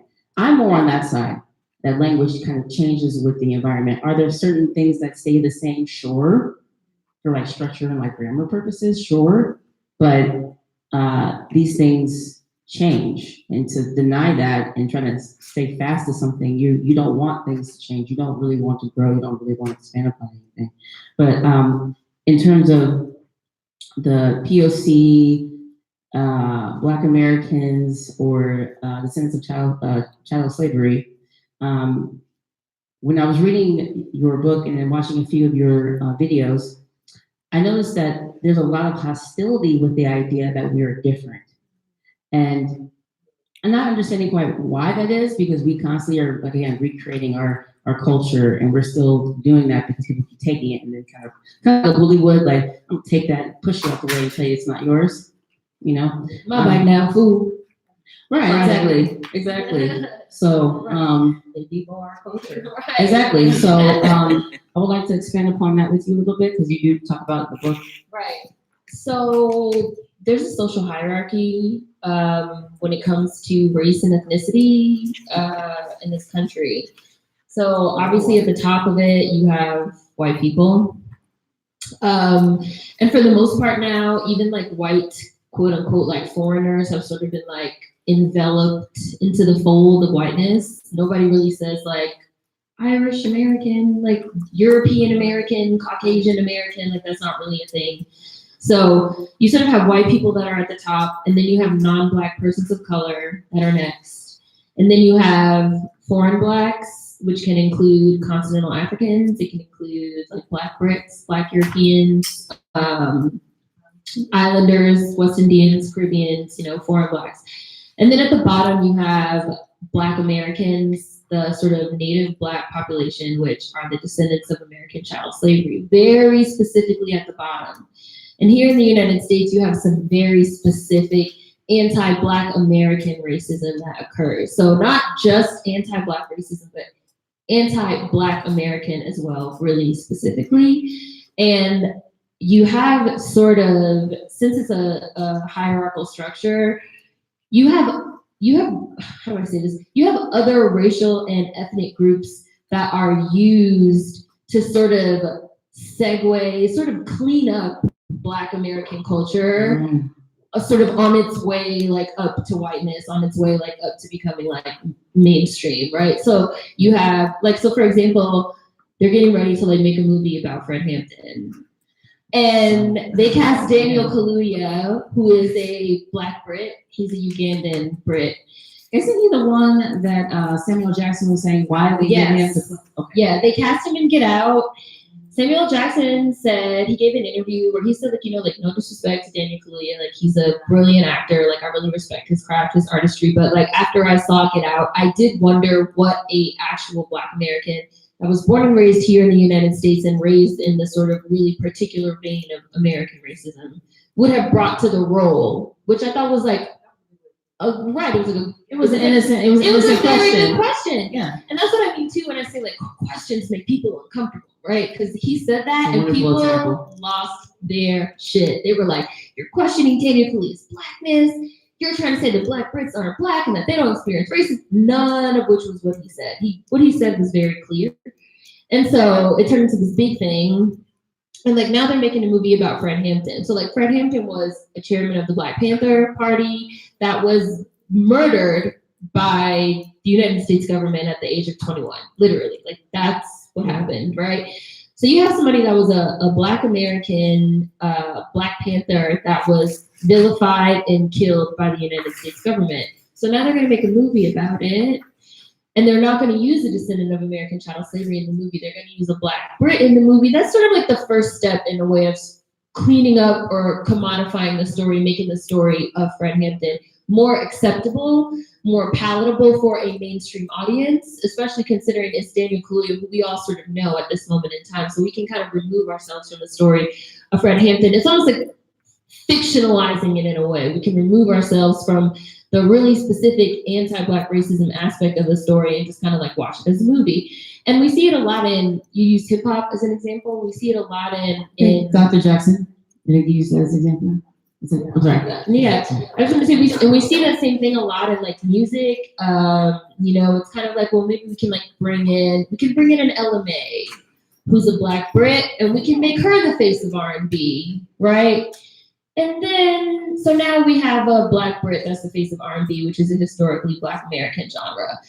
And so then next we can bring in a Bruno Mars, who's a non-Black person of color, and we can sort of make him the face of funk music, which is a historically Black American genre, right? We can have Bruno Mars do his very best Bobby Brown impersonation, but like when Bobby Brown was performing that music, he was being arrested for lewd and lascivious behavior. He was arrested at least 3 times in the 80s and 90s for literally lewd and lascivious behavior during his performances. But now we can have Bruno Mars do those exact same performances and name him the face of funk, right? And so now we've sort of like moved Black Americans away from it a little bit more. And then we can bring in an Iggy Azalea and make her the face of rap. And we can like run articles that say like hip hop is being ran by a blonde white Australian woman. And so now we've moved it a little bit further. You know, it's like you know how they say that saying of like you put the pot and the frog in the pot and you like gradually turn the water up so they don't jump out, and like before they know it, like they're dead and you're eating frog legs. It's sort of something along those lines. Like you sort of gradually you move it up in stages, and then the next thing you know, Black Americans specifically are entirely removed from our own narrative. We're removed from our own history. We're removed from our own ethnicity. We're removed from our own culture. And a lot of it starts with the sort of bringing in of foreign Blacks, because a lot of the times, especially when we're talking about media and media representation, people sort of realize you can't give the people too much. Like when Adele beat Beyonce for that Album of the Year Grammy, people were like, whoa, this was like too much. Like, this was a lot, right? But when Bruno Mars wins the Album of the Year Grammy, it's a little bit more like more acceptable. Yeah, well, he's brown, right. so that would do. Brown, he's Black adjacent. He is a Puerto Rican from the Bronx. You know, his dad was a pimp. Oh, he's Black enough, right? Political Blackness.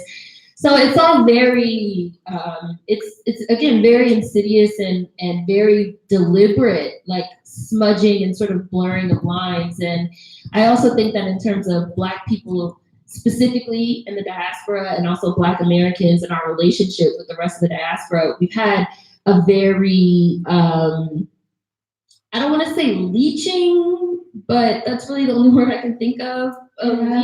We discussed this yesterday. Yeah, That's correct usage. Like very leeching behavior. Blacks in America Have been a manufacturer. We have constantly manufactured things, constantly. The advancement of mankind has come from what has happened here. Everything from light, cell phone technology, computer technology, you can read. We stay recreating cultures recreating our own culture just to have it taken away and constantly perpetuated by something else. We are constantly written out of history, written out of movements, and it starts with the media, it starts with the cinema. How can someone else tell your story? How can someone else that hasn't been born here, bred here, tell your story? I can't tell the story of someone that is an African immigrant. I can't tell that story. I can't tell that story of someone that's an Asian immigrant. I can't tell that narrative. But to constantly keep going somewhere else where you have people here that are equipped to tell stories here, it's unacceptable. It's like a slap in your face. It's like no matter what you have done, it's still not good enough. So what I was going to say was, I actually agree with what she was saying. There's like this constant othering of our narratives, and it's almost like it's a constant sterilization of Blackness. Black Americans who are the descendants of chattel slavery are kind of like the redheaded stepchild that you want to put in the closet, but then you get salty later because the glow up is vicious and you feel like you slept on them. That's what our experience is here in this country.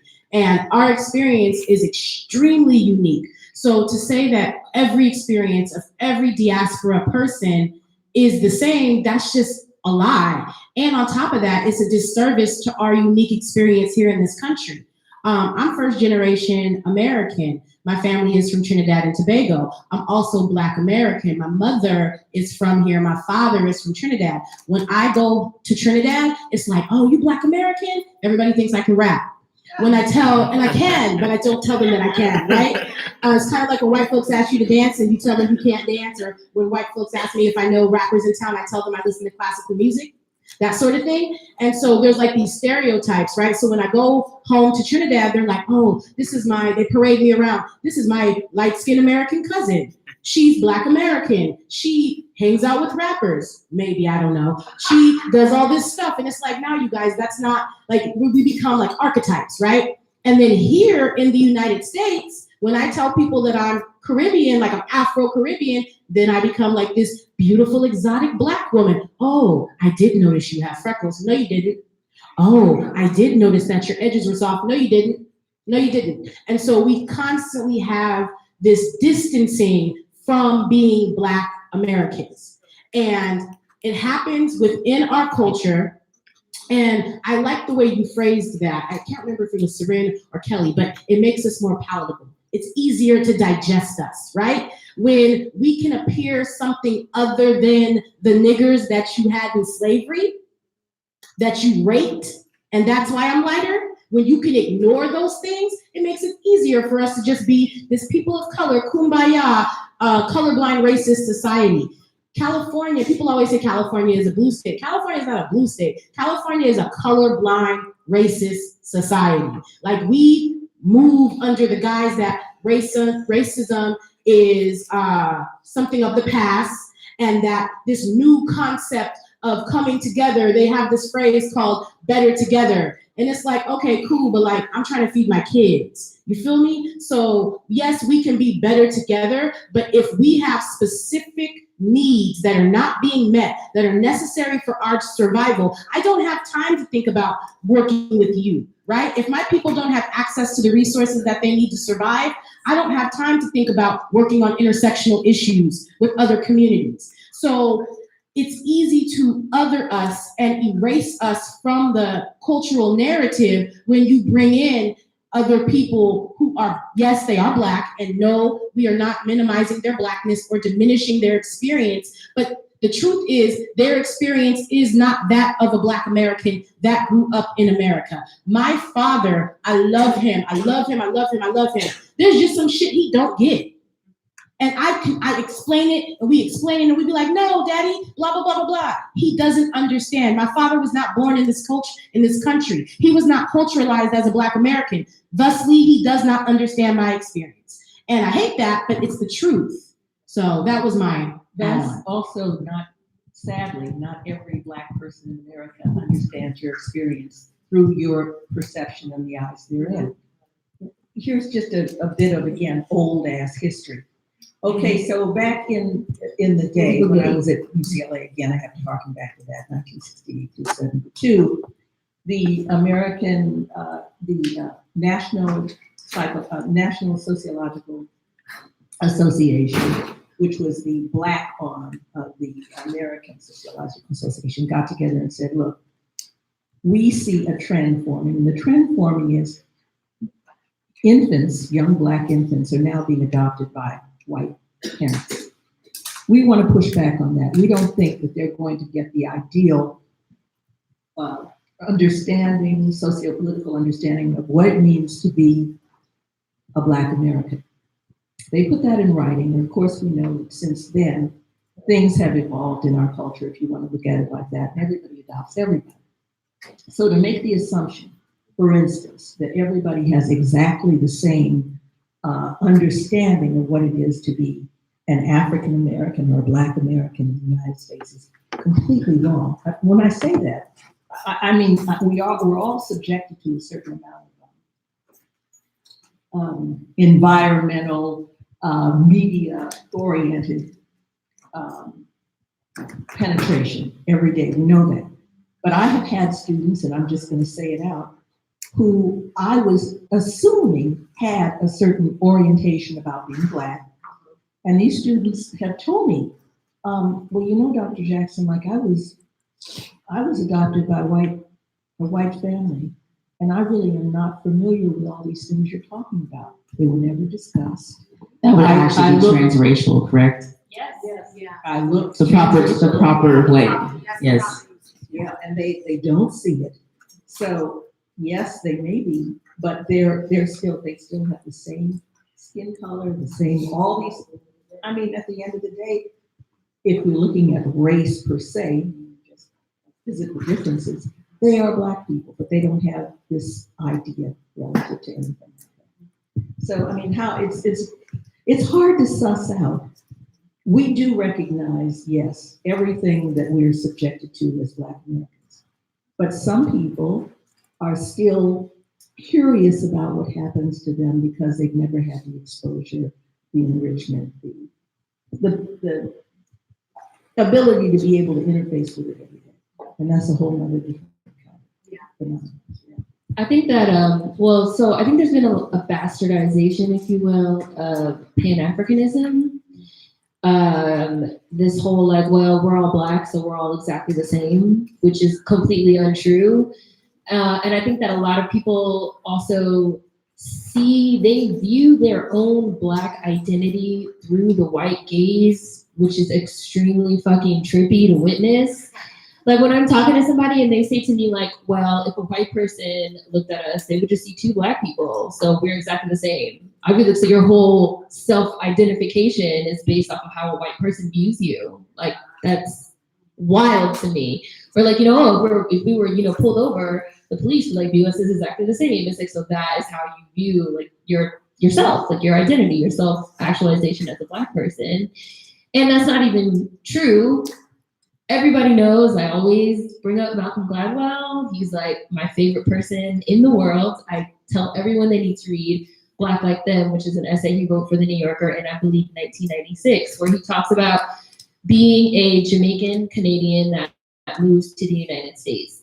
And he says now, as a West Indian and specifically a Jamaican in Canada and in Toronto specifically, I was like hugely discriminated against because they have a huge Jamaican population, they have a huge West Indian population that's really mistreated in Canada by white Canadians. They also have a large Indigenous population that's treated like shit in Canada as well. And so he says, when I'm in Canada, I'm seen as just, I'm not shit, I'm nothing, I'm nobody. Then I moved to the United States, and now all of a sudden, as a Jamaican Canadian, I'm better than the native Black population. I'm received totally differently as a foreign Black. And Malcolm Gladwell is a social scientist, and he started studying it. And he basically like realized that if you're perceived as a foreign Black, if you are a foreign Black in this country, you have privileges. You receive more privileges in terms of infrastructure.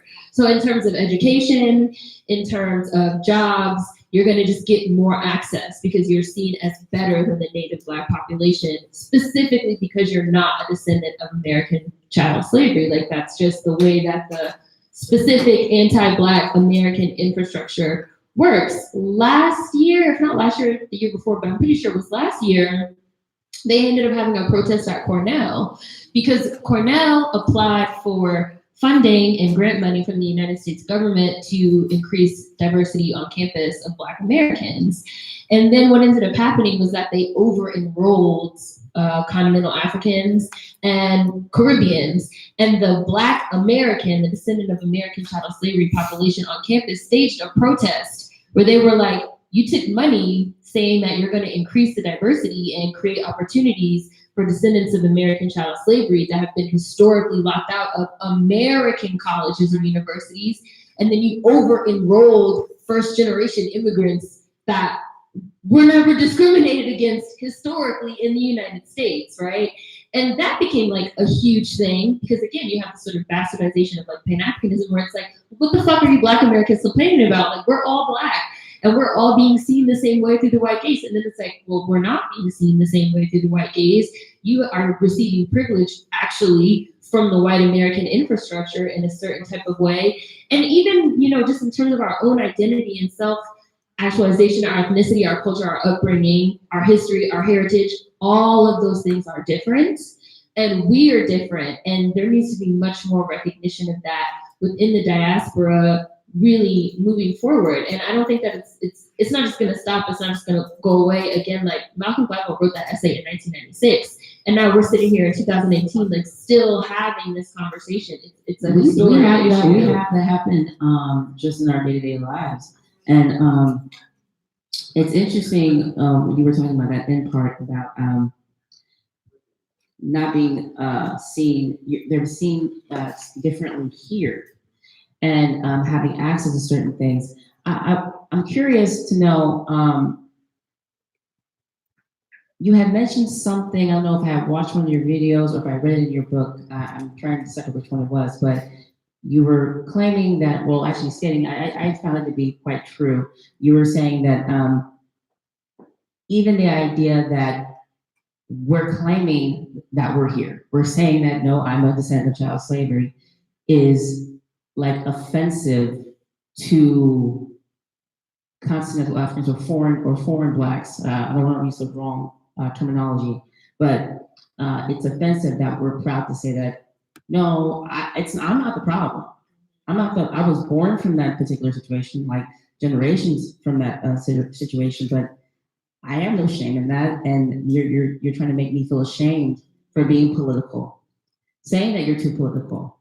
We've had that said to us, the Black Student Union said that we're too political. I was just like, yeah, it was built out of, You're too political here.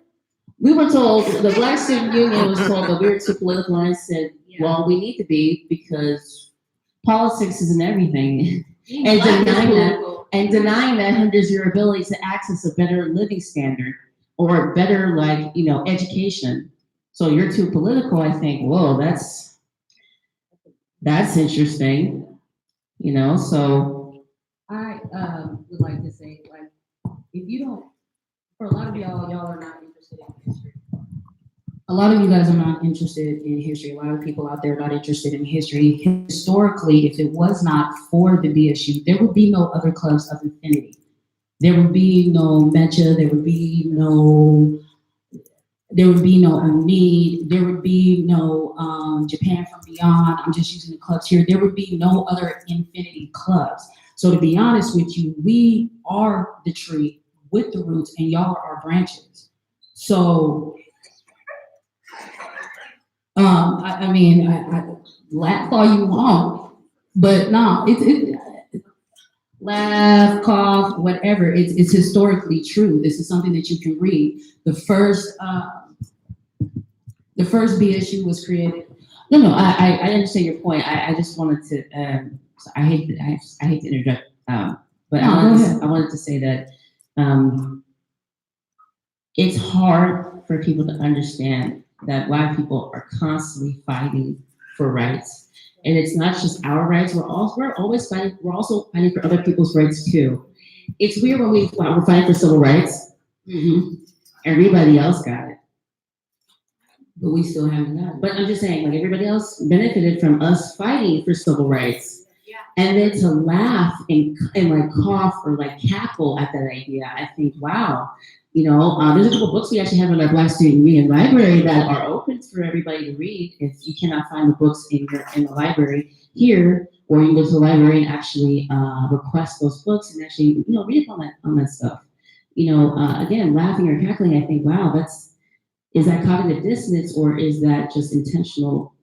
Is that meant to be intentional? And we're here to educate. We're not here to point the finger. We're trying to get people out of that mindset that, well, there's nothing wrong with me. There's something wrong to think that when you're political, especially when you're trying to help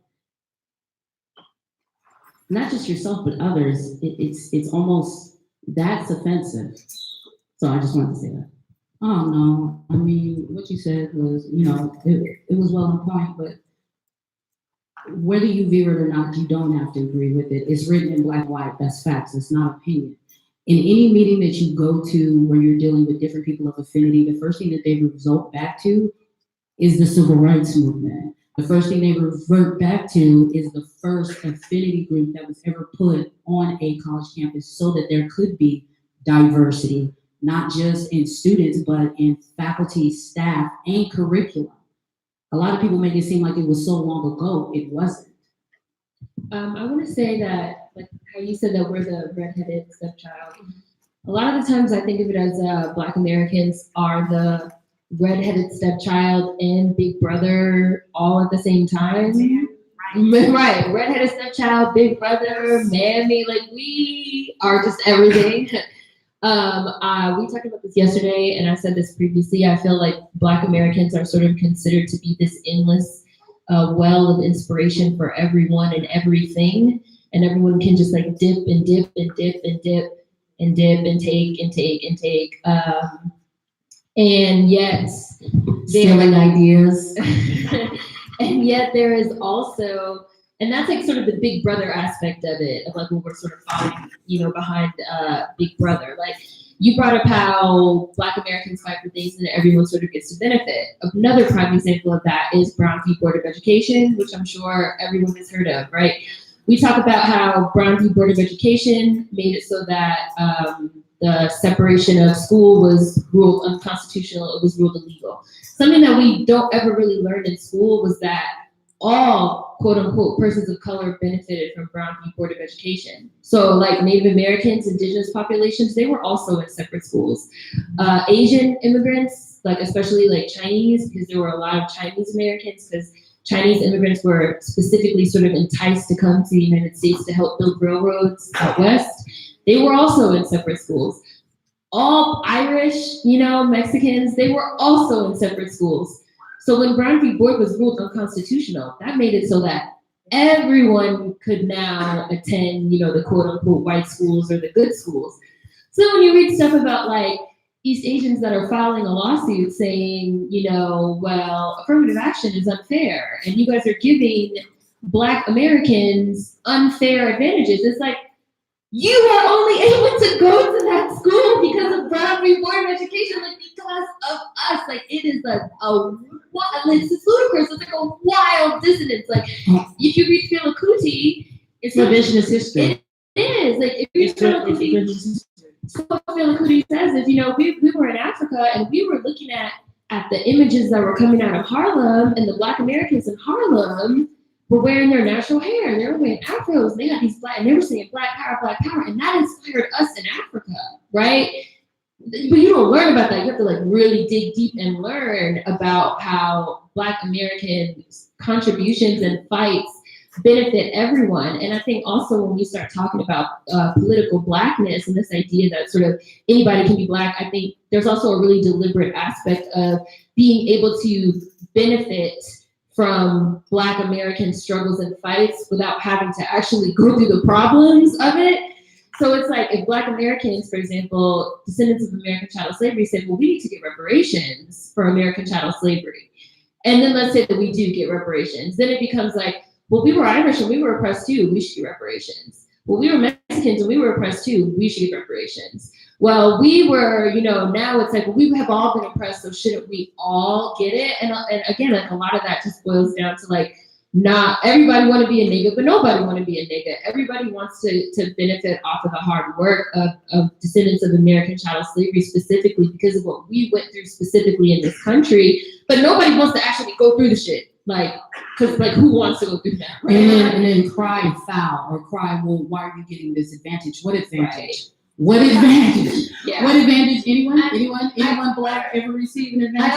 I also want to say that I also think it's hard for people, and this is anyone that is not a Black American. I think it's really hard for people to also recognize. It's always hard for people to recognize that they have privilege. You talk about how it upsets people. You get this like really visceral reaction from them.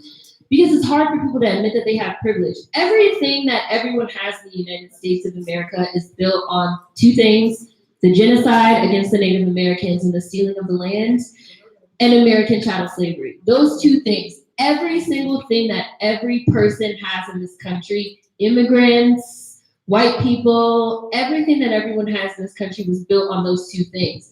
But nobody likes talking about that because then people have to recognize that if they are not a part of those two groups, they're benefiting off of the oppression of others. Nobody wants to talk about that. So they try to either get in the group, and it's really hard to get into like the Indigenous American, like Native American group. So they try to like get in the Black American group because no one wants to recognize that they're benefiting from our oppression, but everybody is. And then when we fight against that oppression, 9 times out of 10, everyone gets to benefit from the benefits that we get as well. There's a lot of like double dipping, like when we're oppressed, you benefit. But when we become no longer oppressed, you also benefit. And I think that's also why a lot of people are invested in keeping Black Americans at the bottom. Because as long as we're at the bottom, they're on the top. They're higher than we are. They have someone to stand on. Yes. Yeah.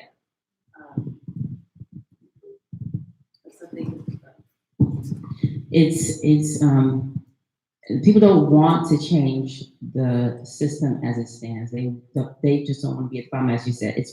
They want to perpetuate it. You want to perpetuate it because the idea is that just as long as I have a few more crumbs than you do, yeah, I'm okay. Or I can, like you were saying, I can take something from you, but I can also well, I'm not you though. And I find that really strange, especially when people use, which argument are you using?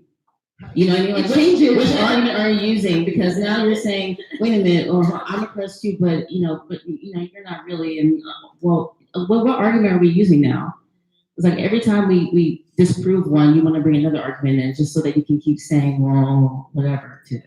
We're all Black when it comes time to benefit from, Cornell fighting for this, right, this Black, this diversity. But then when it comes time to actually apply for a job and you want to take advantage of infrastructure that's, racist against Black Americans, then it's, oh no, I'm not Black like them. I'm not one of them. I'm not Black like them. Mm-hmm. So again, that's like the double dipping, like, well, sort of double dutch in and out. Like I am what I want to be. I'm not, I can choose to not be what I don't want to be. And then playing off that quote unquote ignorance, like in areas that are more conservative, and then you have people who are like descendants of chattel slavery, Black Americans who are descendants of chattel slavery, and then you have other like POCs or foreign Blacks playing off the ignorance or playing off the racist idea that well, I can't really tell that you're not a Black American.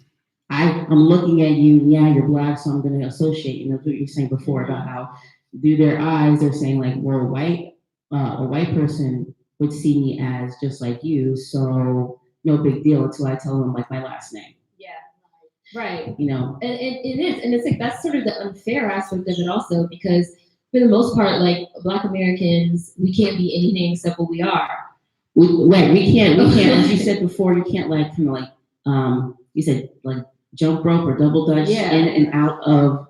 It's sort of like, I just thought of Trinidad because you said Trinidad.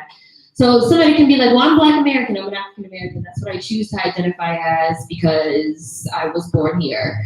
But then let's say they go to New York and they're in Queens, which has like a large Trinidadian population. And then they can choose to be like, oh yeah, I'm from Trinidad. My parents are from Trinidad. I'm Trinidadian American. And it's like, well, like just yesterday, you were African American, you were a Black American. It's like putting on culture and ethnicity, putting it on, taking it off like a coat. And historically, that's sort of the language that we've always used when we talk about cultural appropriation. But then once we're talking about stuff that's going on sort of within the diaspora amongst all Black people start getting confused, right? Afropunk a couple years ago, I believe a Nigerian, she might have been something else, but I'm pretty sure she's Nigerian. She wrote a piece saying like, well, when Black Americans wear dashikis, that's cultural appropriation because you guys are wearing African garments, and dashikis have certain types of cultural meanings based off the patterns, and you guys don't know what it is, so it's inappropriate. So, but then when we as Black Americans be like, all right, cool, that's fine. So that means that when you claim to be a Black American to take advantage of some type of infrastructure, that is also cultural appropriation. Then it's like, whoa, it's a problem. It's, like, whoa, you guys are being divisive and you're not trying to, you're trying to say we're not Black. Like we're not trying to let them in the club, right? Like we try to keep them out, Like, it's like, but just yesterday, you were using the fact that you're not a Black American to your advantage. But now today you want to get something out of it. What is your argument? But again, I think that just boils down to people not wanting to actually admit to the fact that they have privilege and they know it. If you're using you being a foreign Black, yesterday to get privilege, and then you're trying to like be a Black American today to get privilege, you have some type of understanding of the way that the system works. You just don't want to admit it because you don't want to be a bad person or whatever the fuck. There's like this constant othering. Like that seems to be like the reoccurring thing. I know a lot of people who, like my family, they have one parent from another place and then one parent from the United States. And so one thing that I'm very adamant about telling people that I'm Black American because my mother is Black American. And people are like, you shouldn't do that. Just tell them that you're Afro-Caribbean. Like, I've been told that. Just tell them that you're Afro-Caribbean. And it's like, well, yeah, I'm that too in, ethnicity or whatever, but like I was born here. My mother's people are from North Carolina. They were sharecroppers. We are descendants of chattel slavery. I'm very proud of that because the culture that we have here is vast and rich and beautiful, and we are the architects of everything. We are the architects of everything. You can dispute that. You can be salty. I really don't care. That's the truth. Black Americans are the architects of all culture. And that's why they have this new ideology where they call things a wave. But like Black Americans are the wave. And as we evolve and grow and shift and move, culture grows and shifts and moves with us. And it's annoying for me because I experience what Seren was talking about. I have friends who, when it's convenient, they say they're Black American. And then when it's convenient, I'm Trinidadian. And it's like, bruh, you ain't never been to Trinidad. You don't know the culture. You don't know the music. You don't know the food. You don't know the language. Like a lot of people don't know that there's a form of patois spoken in Trinidad. People don't know that. My grandmother spoke patois so they could like talk about it so we wouldn't know as kids. So I'm saying all of this to say, there's this rich culture. I was raised in two very rich cultures, but one did not supersede the other. And so I often hear, well, you're lucky. You're lucky because you're part something else other than Black American. And so you should just latch on to that and like just become like Super Saiyan Afro-Caribbean, right? And it's like, nah, bro, I'm Black American. My father is Afro-Caribbean. I'm proud of both those heritages. I'm part of both those cultures. But like my experience has always been that of a Black American woman.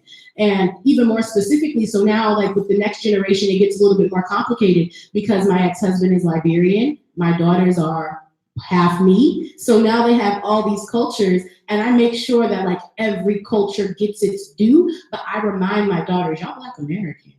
Like, don't get that twisted, right? You were born here. Your mother is Black American. This is what our people come from. And so I feel like it's like my job times infinity to make sure my children know that, because with every subsequent generation, because of interracial dating, because of these different things, like Black American, the experience, even though it doesn't exist on a monolith, as you mentioned, it's being erased, right? So with every generation, we're a little bit less Black American for whatever reason, and we're just like erasing it. So like one day, someone said to my daughter, she was like, "Oh, you're so pretty. Your people must be directly from Africa. You must be Eritrean," or something like that. And my daughter was like, kind of confused by it, and it confused her because she's never been taught to be ashamed of any of her cultures. But when she came home and she told me, I told her straight, I said, "Baby, they like to other us." And she's 9, so she understands this language because she was raised with me and she didn't have a choice. And so I said, like, they're othering you. Like, they can't accept that level of beauty and brains and just joy and magic could come from the descendants of chattel slavery. So it's a little bit easier for them to make you something other than us, because then it makes it okay for you to be Black in magic, even though we are the practitioners of Black magic as well. We weren't supposed to shine like this. Our glow up was vicious, and they mad salty about it. I think that also plays into the social hierarchy where descendants of American chattel slavery are supposed to be really specifically at the bottom. Because even if you think about it in terms of like the Caribbean, like Caribbean chattel slavery also existed. So it's really interesting when you have this idea of Caribbeans as being, again, exotic, as being more beautiful, or, whatever. It's specifically, it's not even just about slavery. It's because, again, slavery also occurred in the Caribbean, chattel slavery. It's very specifically American chattel slavery.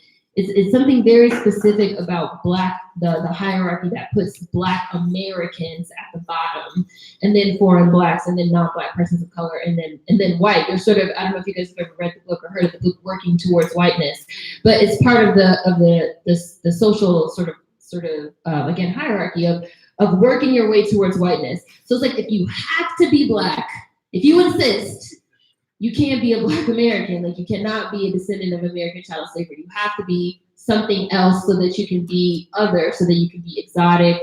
And if you have to be a foreign Black, it's even better for you to be an African, because then at least like you're actually like from Africa, from the motherland, from the homeland, you're in touch with your culture, and there's all these ideas again that just really put Black Americans at the bottom. There's no respect for us. There's no respect for our culture. That's the redheaded stepchild aspect of it. And yet, since we are the creators of culture, and due to being American, and America sort of being this hyper visible superpower, it's sort of like a lot of monkey see, monkey do when it comes to our culture. And that's the aspect of it that makes us sort of big brother and redheaded stepchild at the very same time, which is like this really weird space to navigate of people that hate you and want to tell you that you're not shit and you don't have no history, no heritage, no culture, no ethnicity, but they fucking follow behind you doing everything you do because you're so hyper visible as an American. Copying. Copying. And I also find that something that I personally find to be really interesting is also that Stealing. Is also that as Americans, Black Americans exist in this really weird space where it's sort of like non-Americans, quote unquote foreigners, can all unite against you at any moment because they are not American and you are.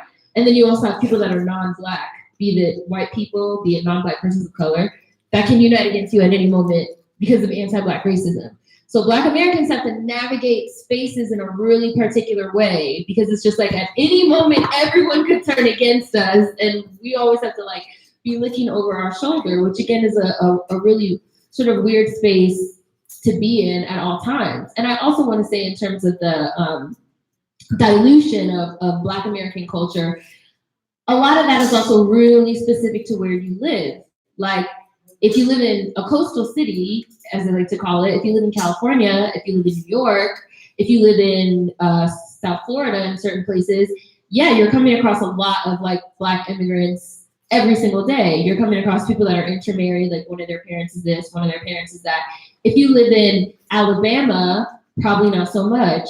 If you live in Mississippi, probably not so much. The deepest you get in is your mama Alabama, daddy Louisiana. You mix it Negro and Creole, which is like still some Negro shit. So it's also very interesting to meet people that are from these cities and these areas where the majority of descendants of American chattel slavery do not live. And sort of hearing these experiences also about the dilution of Black American culture and how Black Americans and descendants of American chattel slavery are becoming less and less over time, because it's like I was born and raised in Washington, D.C., which for the bulk of my life had a 95% very specifically Black American descendant of American chattel slavery population. There's a small population of East Africans, Eritreans, and Ethiopians there as well, but they like to stick to themselves, right? They don't want to be associated with us. So I only knew other Black Americans. I knew barely any white people. I knew very few non-Black persons of color. I knew very few Black immigrants. I knew like one Guyanese girl growing up. And then I moved to New York, and it was like people would meet me and say, "Where are you from?" And I would say, "I'm from DC." "No, where are you really from? Where are your parents from?" Because of the high concentration of immigrants in New York. So you also have to take into consideration that like your average descendant of American chattel slavery doesn't even live in one of these cities that has such high visibility or has, you know, because like everything kind of comes out of New York, right? Or everything comes out of LA, or everything comes out of Miami. So you don't, if you're a Black American, you probably don't live in one of those cities. You again are not in control of your own narrative. Your voice is not even being heard. You're watching TV or seeing people give these interviews and talks and lectures, and they're speaking for Black Americans, and they're talking about Black American culture and this and that. And then you look them up and you be like, "Bitch, your parents are from Jamaica. Like, you cannot talk for me," you know? And that's why I hate DJ academics. I hate that dude. Here's somebody that made a whole culture talking about very specific Black American gang violence in Chicago, where they have a high DACS population. My grandmother lives in Chicago. Like, there's a lot of Black Americans out in the Midwest, which people don't like to talk about. So here's somebody that's Jamaican, that's kind of low-key giving you this coverage as an outsider. Now, he's Black, but he's still giving you coverage almost exactly the same as a white person would, or a non-Black person of color, as an outsider in the culture, because he's not a descendant of American chattel slavery. He's not from Chicago. He's Jamaican. He doesn't know anything about the why of what's even happening in Chicago, because you have to dig a little bit deeper into the history. You have to learn about, again, redlining. You have to learn about the fact that they're closing schools in Chicago. They're closing schools in Detroit. They're doing all these things really specifically to descendants of American chattel slavery that they've been doing for 165 years, which contributes to why the gang violence in Chicago with the Black American youth is what it is. But you don't know that, because you just came here. Your parents just came here in the 90s, but since you're Black, you're gonna get a platform to talk about Black American culture. It's inappropriate. It's inappropriate, you know? It's inappropriate. I know there's, you said DJ academics. Yeah, and fuck you if you ever see this DJ academics. Well, there's a few others. There's a few other people that you have talked about that are playing. I think it was the show Insecure. Yeah, I've never liked the show, and even the fact it's on HBO, I found offensive because I'm like, not a lot of Black people have HBO just because we can't afford it. We can't afford to pay for it. You know, I know when I was growing up, I couldn't afford to have HBO. I had to wait until they had like the free, you know, they have a free weekend or something, the free weekend, and you. I'm saying, I mean, it might sound like it's pretty like an old, like, you know, a thought, because now you're thinking like, oh, well, in modern times you can just go online and look at whatever you want. But the fact that it's even on HBO was like, okay, this is a Black show about this girl who's awkward, right? Yeah. And she's awkward. And I'm like, well, she's awkward because she's pretending to be a Black American. That's why she's awkward. And Issa Rae is from YouTube. I find that this is like a big thing on YouTube, like Black YouTubers that are not Black American, but are like fronting really hard. You watch a lot of like the really poppin' Black YouTubers, and every other word out of your mouth is like, I'm lit, I'm on bleak, I'm this, I'm that. Number one, it's like, tone you down, like just a little bit. And you watch them, and then you find out like, oh, like you're British, oh, you're Nigerian, you're Senegalese, you're from Grenada, like you're this, you're that. You guys are like, you're latching on to what you think is Black American culture for like cool points and Stealing, copying. You're like stealing. You know, you're latching onto it, and that kind of also gets back to what you were saying about sort of like taking advantage of the fact that, you know, people are going to sort of look at you and just see a quote unquote Black face, so they maybe won't question, you know, you're utilizing Black American culture for a come up, like low key. That's exactly what you're doing. And again, if this was a non-Black person using Black American culture for a come up, we would say this is cultural appropriation.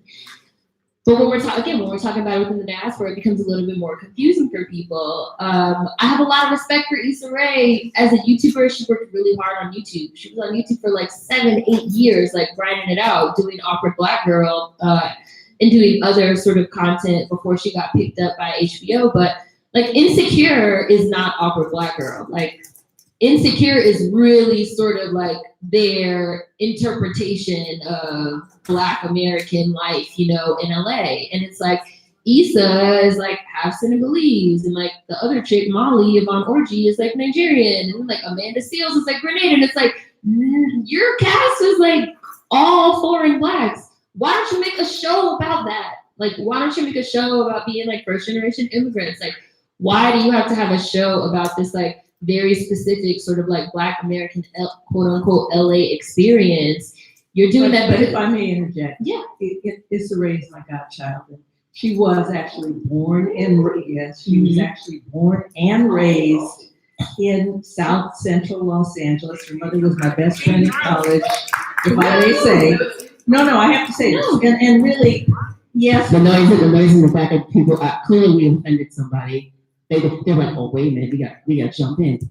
I mean, I don't know what that applause means at all, because I really don't watch the show. But I will say this: I did help support her when she tried to start doing her internet stuff. Yeah, when she was I respect her internet stuff a lot. But let me say this: yes, you know this. Her father is Senegalese. Her mother is African American, and she was born and raised right in Los Angeles, South Central Los Angeles. So she still had a Senegalese parent. So for me personally, I can't speak for anyone else. But for me personally, like both of my parents are descendants of American chattel slavery. And going back generations, like I can't be nothing but what I am. I can't decide to be Senegalese tomorrow. I can't decide to be quote unquote Black American, African American tomorrow. That's who and what I am. Again, where I'm from in DC, everyone I knew was also descendant of American chattel slavery on both sides, Black American on both sides.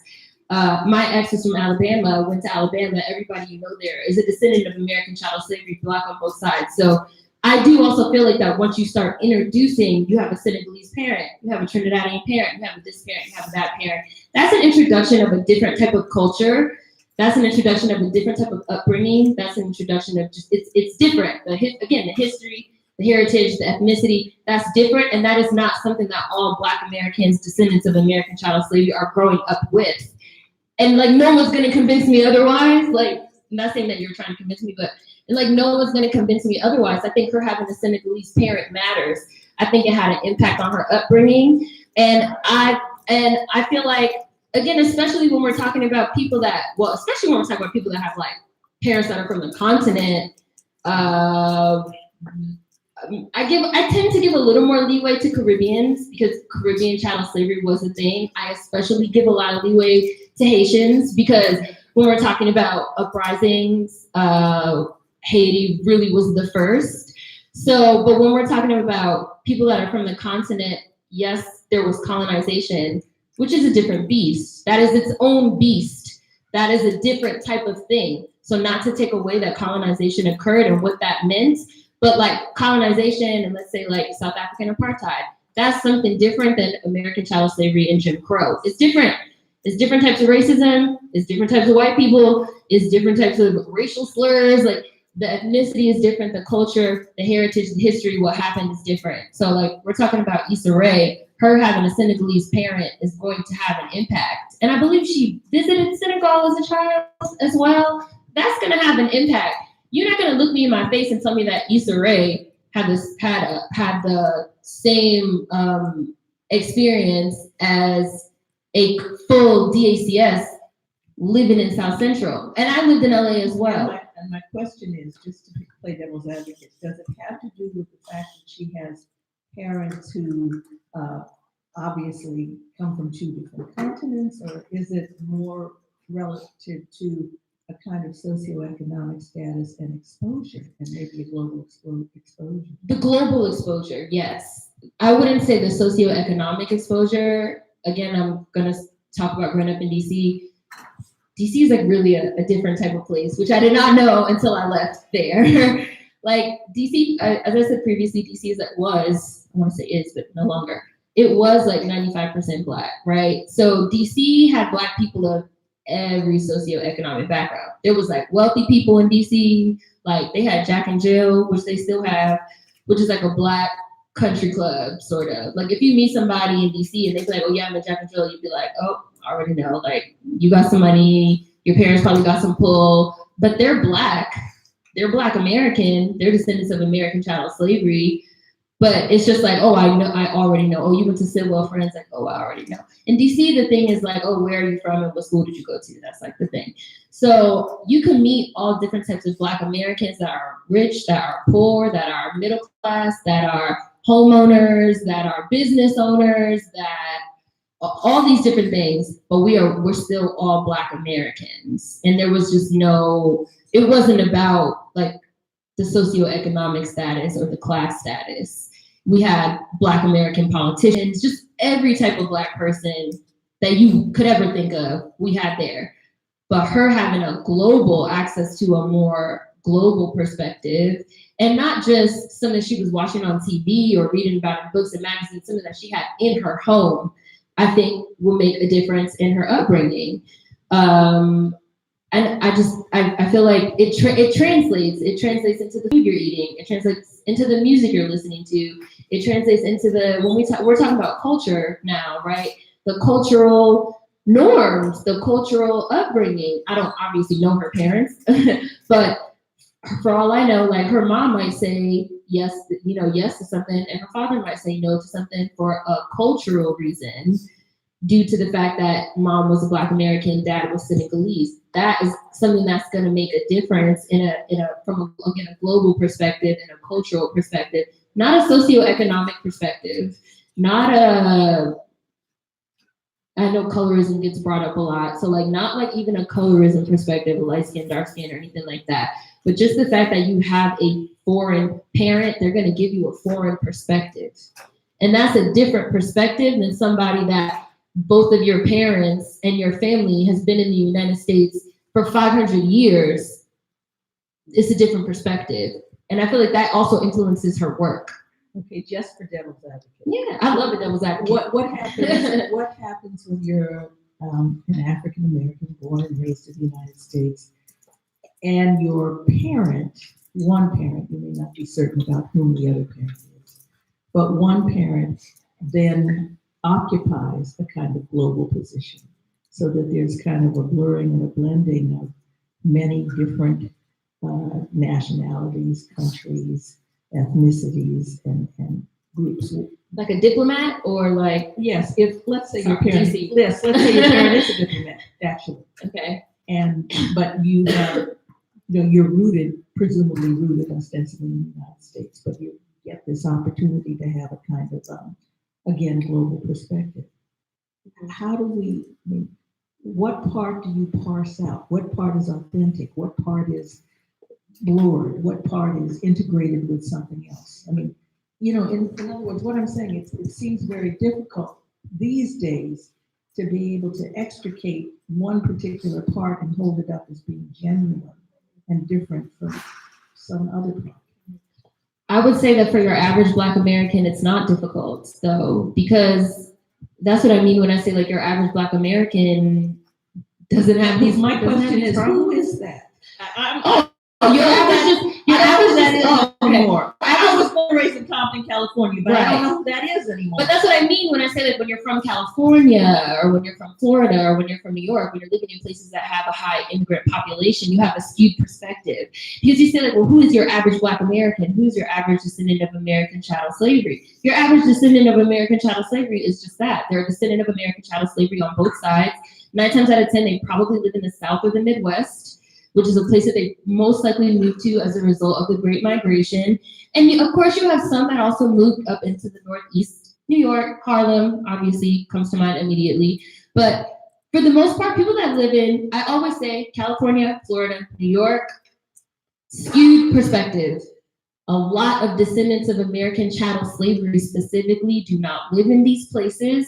Your average descendant of American chattel slavery lives in the South and the Midwest, even to this day. The New York Times recently, because they've been running a lot of like Great Migration specials because we're coming up on like the 100-year anniversary of the Great Migration.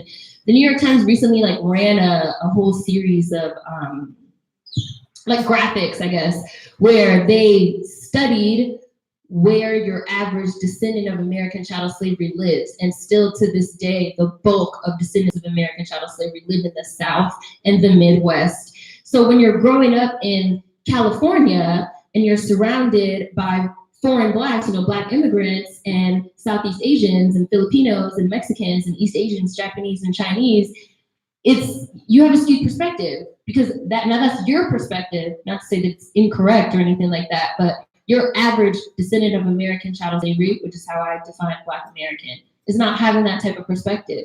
When you're growing up in South Florida, I lived in Miami for a few years. When you're growing up in South Florida and the majority of the Black people around you are from Haiti, and then the rest of the people around you are probably motherfucking Cubans that hate your fucking guts because they hate Black people, like, you are getting a certain type of perspective. There used to be a much more substantial Black American population in South Florida and especially in Miami, but a lot of the Black Americans were pushed out because the majority of the Black Americans are not bilingual, and a lot of the Cubans run the positions of power at this point, and to get a lot of the jobs, you have to be fluent in Spanish, right, nowadays. And then when you dig even deeper into the history, again, this gets into knowing history, when you dig even deeper into the history of Miami, for example, you start learning about wet foot, dry foot policy, where Cubans were allowed to stay and Haitians were sent back. That's how you even learn how Cubans got this sort of stranglehold in Miami and moved into these positions of power. When you go to New York and you all you're meeting in New York are West Indian immigrants and Caribbean immigrants and continental African immigrants, you're gonna have a skewed perspective of like, well, how do we even know who's a Black American or a descendant of American chattel slavery? But I recently did a road trip filming season 1 of my web series, which is called The Black Americans, where I sit down with Black Americans in conversation. And it's like, when you're driving through, you know, Alabama, when you're driving through Mississippi, when you're driving through Arkansas, when you're driving through, you know, they have in Little Rock, it's called the Masonic Templars, which is a whole museum dedicated to like specifically Black American, descendant of American chattel slavery history, where you learn about how they used to have 9th Street, which was like a bustling Black American neighborhood, and then like the United States government like built a highway through it, right? You start learning about stuff like that, and you start learning about how Black American communities really specifically were decimated, and then how a lot of foreign Blacks and immigrants who were seen as more palatable were even then brought back into the neighborhoods. That is a skewed perspective. That's not a perspective of how things are for your average Black American that is a descendant of American chattel slavery in this country. Something like, so they say that like the American population is something like 13% of the population. Out of that 13%, less than 1% are like foreign Blacks, like less than 1%. It's very small. There's just high concentrations of them in various cities and various parts of the world of the country. So you get this perception of like, that is more of them than it really is, and that it's like all this confusion. But there's really not, like, there's really, really not. And again, when I say this goes back to Black Americans not having control of narrative, because where do most of the narratives come out of? California, right? Where you have all these Black immigrants that are now taking control of the Black American narrative. New York, where you have all these immigrants that are now taking control of the Black American narrative. But the millions of descendants of American chattel slavery that are concentrated in the Dust Belt, the Rust Belt, and the Bible Belt don't have a voice. And so we get this like skewed revisionist history of what's going on. And that's what I have an issue with. That's why I even started the Black Americans, where I literally like drove through the country and sat down talking with descendants of American chattel slavery. Let's talk. Let's talk about what you think. Let's talk about how you're feeling. Let's talk about how you feel about the narrative. And for the most part, a lot of people said like, they don't know what's going on because they watch TV shows and they be like, I don't know these people. Like, I don't understand what I'm watching. They watch movies, they read books, they watch these panels. They watch a whole panel of people discussing, you know, Chicago drill music, which is very specifically Black American. And they be like, I don't understand any of what I just watched. And then they look up the people on the panel and it's like a Jamaican, a Trinidadian, a Haitian, a Black Brit, and a Senegalese. And it's like, oh, that's why, because they didn't have the same history, heritage, ethnicity, culture, upbringing as me, and they don't know me, period. I actually agree with that. And it's funny because while you were talking about the experience of having one parent being from one place and one parent being Black American, thank you, it made me like reflect on my own life. And I have so many people within my own family who they kind of use their parent being other than like Black American, being foreign Black, as a way to kind of like merge in and erase being Black American. You know, one thing that I really respect a lot about my mother is it would have been very easy for my mom to kind of like forget that she was a Black American descendant of slaves because my father was foreign Black. So she could have just adopted his culture and forgotten about her culture and just kind of become this like hodgepodge Trinidadian wife, right? And she could have done that. A lot of women do that. A lot of people do that. You've seen, you know, Black Americans who are descendants of chattel slavery, they'll marry someone from another ethnicity or another cultural background, and then they just like let go of their culture 100%, and they kind of adopt into that other culture, and then now they're just that other culture. And so for me, I always grew up with a very acute understanding that my experience, even with my mother being Black American, was different than the other Black American children with me. That idea of globalization, we can't minimize that. It's a big deal. The first time I got on a plane, I was 3 years old. I've had a passport since I was 2. That's not the average Black American experience. I've been able to go to Trinidad and Puerto Rico and see diaspora people and see all this different stuff that was not existent here in Bakersfield. And it opened my mind to the entire spectrum of the Black experience, not specifically the Black American experience, but just like the diaspora experience and just how our people really exist on a spectrum. But it would be extremely negligent to not point out what you mentioned about how the Black American experience when you have 2 Black parents versus when you have one, you know, Black parent that is descendant of American chattel slavery, how it is a different experience. I think the reason why I grew up with such a strong identity as being a Black American is because my mother is Black American, and like women, like we are like the propagators of culture, right? And so she was so adamant about it. Like she didn't change the way she talked. Like I remember when we were young, she would press our hair in the kitchen and my dad would be like, I don't like the way that smells. Like, it smells like you're burning your hair. It smells like you're burning your hair. And my mom would be like, go outside. She would like open the window, and she was so Black. And I just remember like my mother being so like unapologetically Black American at all walks of life. You know, my mom told me about like when my dad took her home to his family.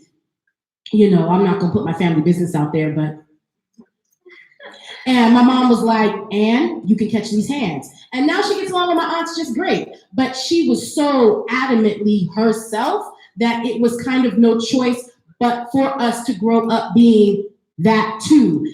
And I still have an appreciation for this other culture, but like keep it a buck, when we go to Trinidad, Trinidadians don't consider us Trinidadian, right? We talk to American, even though I know the food, I know the culture, I grew up with the music, I can cook with the best of them, all of that. They'll tell you your callaloo don't taste the same. They'll tell you your pastels ain't the same. Your doubles ain't the same. And so again, we're faced with this Black American experience of being other. We're not Black enough for our motherlands, but we're not even white enough for this here. And so when we have these conversations, they are complicated. These are not easy conversations to have. They're complicated. They can be extremely offensive. They can trigger things inside of you, but you have to ask yourself why you're triggered by these things and then work through that trauma, because it's usually a result of trauma, to figure out what it is about your self-identification. I always tell my daughters and the women that I mentor, like, self-identification is a huge thing, especially here in the United States. So when I tell people, like, what you were saying about people asking where you're from, I get that all the time. I used to get it, my hair is locked, but before my hair was locked, everywhere. Where are you from? Where are you from? Where are you from? Here. Where were you born? Bakersfield. Where are you from? Here. No, but where are your parents from? None of your business. We Black and more Black, right? And so you have to be adamant about that. And even growing up here in Kern County, that experience is unique because Bakersfield is like a vacuum of racism, right? And it's like this little Jim Crow town in this, like, California is like, Black people in California exhaust me. Because we're so post-racial, we're so everything is everything. Oh, I don't believe in that, and I'm woke, and I march with Black Lives Matter, and blah, blah. And it's like, shut the fuck up. Like, y'all really not trying to have real conversations. And so what you said about having a skewed perspective, absolutely 100% true. My best friend is from DC. When she came here, she was like, the fuck going on with y'all? Like, you know, anything to do with a demographic? Is there a certain age limit to that? I think so. You know, again, as we were saying, like, culture exists on a continuum, and so, like, what the cultural experience was for you guys has shifted. I won't use the word evolved because then that implies that it's somehow better, but it has shifted. And so I think that the existence and the experience that we're having in California as Black Americans, specifically here in Kern, is different than, let's say, I have another good friend that's from Oakland. Her existence is completely different than mine. I had an event last year. She came to my event and it went well, and it was geared towards Black women, but there were a lot of non-Black women of color who came. And that was whatever. I ain't gonna tell you can't come, but it was clear and evident, like, in our marketing, that we had a demographic that we were shooting for. And so when she came, she was like, where are Black folks at? Like, this event, if you would have had this event in Oakland, this would have been wall to wall. And so I think every time people come into Kern, it is a very unique experience. I'm sorry no one told you it was racist as fuck here. We tried. Girl, I'm sorry. And so it's a very unique experience. That's what it was. I remember when my nonprofit, when we were putting together our strategic plan, we had a group that was working with us to put together our strategic plan, and they were based out of New York. Part of what they did was come to Kern and talk to us and talk to the other groups in, like, the ecosystem of social justice work here to kind of get an idea of, what we're up against here in Kern, right?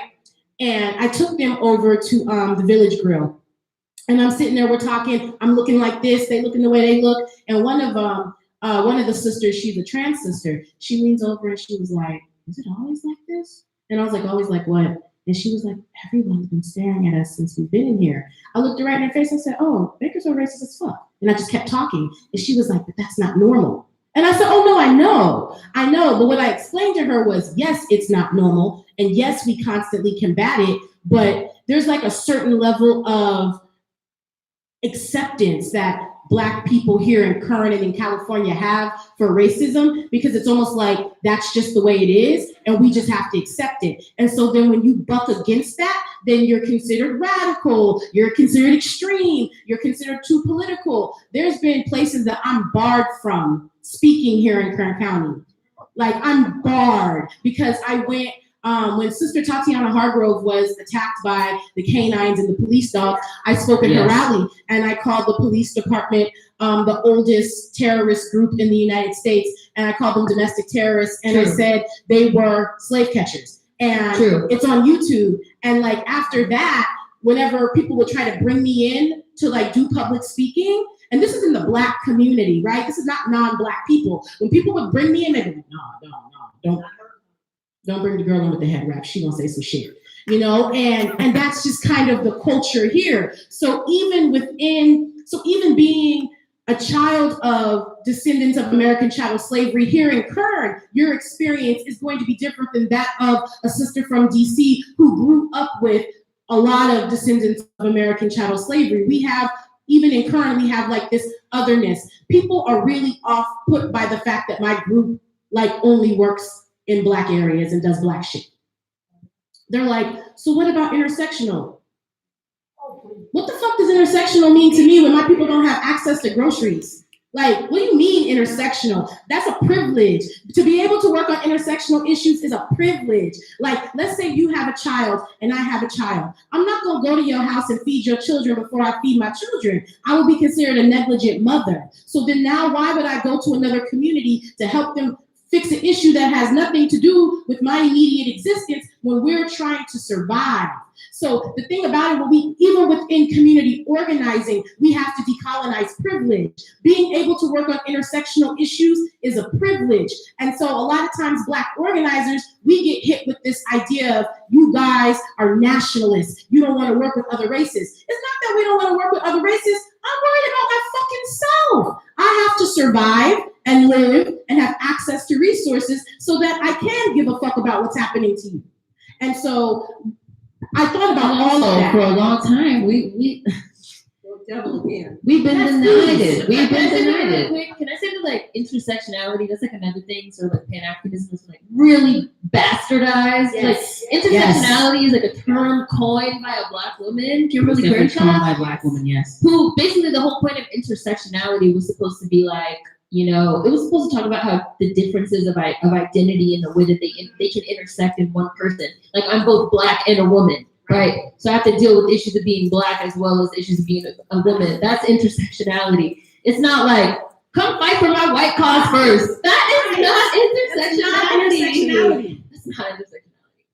People have like, I don't know what they did to intersectionality. The same thing they did to the people of color. Like, people of color was created so we wouldn't be called minorities anymore because so many minority groups didn't like that terminology. So it was created so we couldn't be called minorities. But if you look historically, people of color have that phrasing is interchangeable with like Negro and colored. So it's still not based in anything good, and it's still used to like diminish us and our collective experience, and it makes our issues smaller. Like, there are issues that I face as a Black woman that, like, I don't know, she don't face that, right? But maybe her people face something that I don't face. And so those separate issues need to be amplified. Here in Kern, there's an issue with the Punjabi community. Their language is the second most spoken language in Kern, but they didn't have English second language access in the Kern High School District until maybe 10 years ago, maximum, and I'm being generous with that estimate. And so that's an issue that does not affect me as a Black American. And so thusly, that issue deserves its own push and its own right. Like, if you say people of color, you wash their shit. Like, that totally erases the issues that they have that don't apply to me. So I'm on a tangent now, but I fucking hate that term. I'm sorry. No, I understand. You wanted to interject? You said devil's advocate. You said devil's advocate. You said, okay. I'll come back. Yes, ma'am. Can I say something? Because you feel like, oh, do you feel like it's like an age thing? I don't think it's an age thing. I really feel like it's location more than anything. Like, even when you were talking about, like, again, like your experience in Bakersfield is like different than my experience in DC, which is different than the experience of somebody in like deep South Mississippi. I really feel like it's location. We're all having a lot of different experiences based off location, which is also, again, and that's getting into like people having a skewed perspective based on like their respective location, which is also why it's wild to me when people say like every Black person in the diaspora is all the same, like we're all Black, so we're all the same. No, like my experience isn't even the same as somebody in Bakersfield. You cannot tell me that the experience of a Black Brit is going to be the same as my like Black ass American experience. Like, location matters a lot.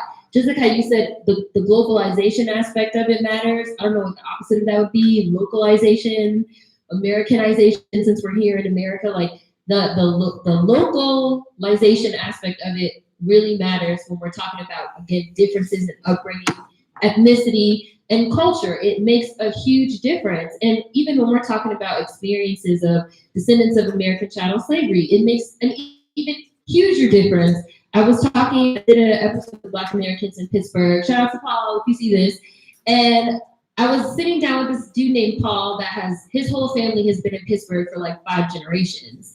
And so he's literally like, yeah, and like my great-grandfather worked in the steel mill, and like my grandfather also worked in the steel mill, and like my father helped use the steel that like built that building right there. And so that is also like Americanization. Like that is also a part of our American history and our American upbringing as descendants of American chattel slavery, and the localization aspect of it. Again, that's also something that somebody that has parents that just came here last year or a few years ago, they're not going to be able to relate to. I walk around my community, my city, and I know for a fact that like somebody in my family died in that coal mine over there 100 years ago. There's a connection that you don't have if you just came here. And I also feel like we use a lot of white colonizer rhetoric in the way that we even talk about the movement of people to and from the United States. The idea that America, immigrants make America great, America is a land of immigrants, everybody's an immigrant, that in and of itself is white colonizer rhetoric. It rests on the notion that America was an empty land waiting for people to come and fill it up and make it amazing, which is white European colonizer rhetoric. There were people here. So like, number one, I hate when I hear people say that, because I'm like, that's so offensive to like indigenous Americans who were already fucking here. They're not immigrants. Like, how you gonna make somebody else's land great? That's white colonizer rhetoric from jump that you're running with. That's European rhetoric of that you can come to a place, take it, and quote unquote make it great. I don't even think that's the appropriate language that we should even be using when we're talking about migration. The descendants of American chattel slavery did not willingly migrate here. We're not immigrants, right?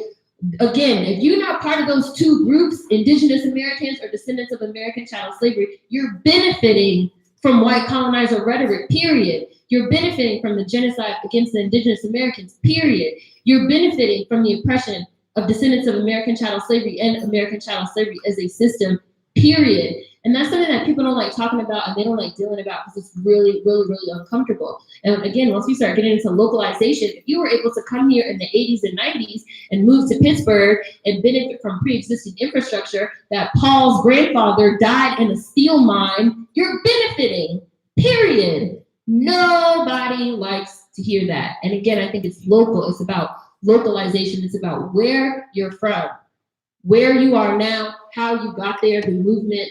All that stuff matters. When we talk about civil rights and how the civil rights movement made things possible. Another law of the Civil Rights Act was a loosening of immigration. Previously to the Civil Rights Act of 1965, there was a quota on the amount of immigrants that could come to the United States every year.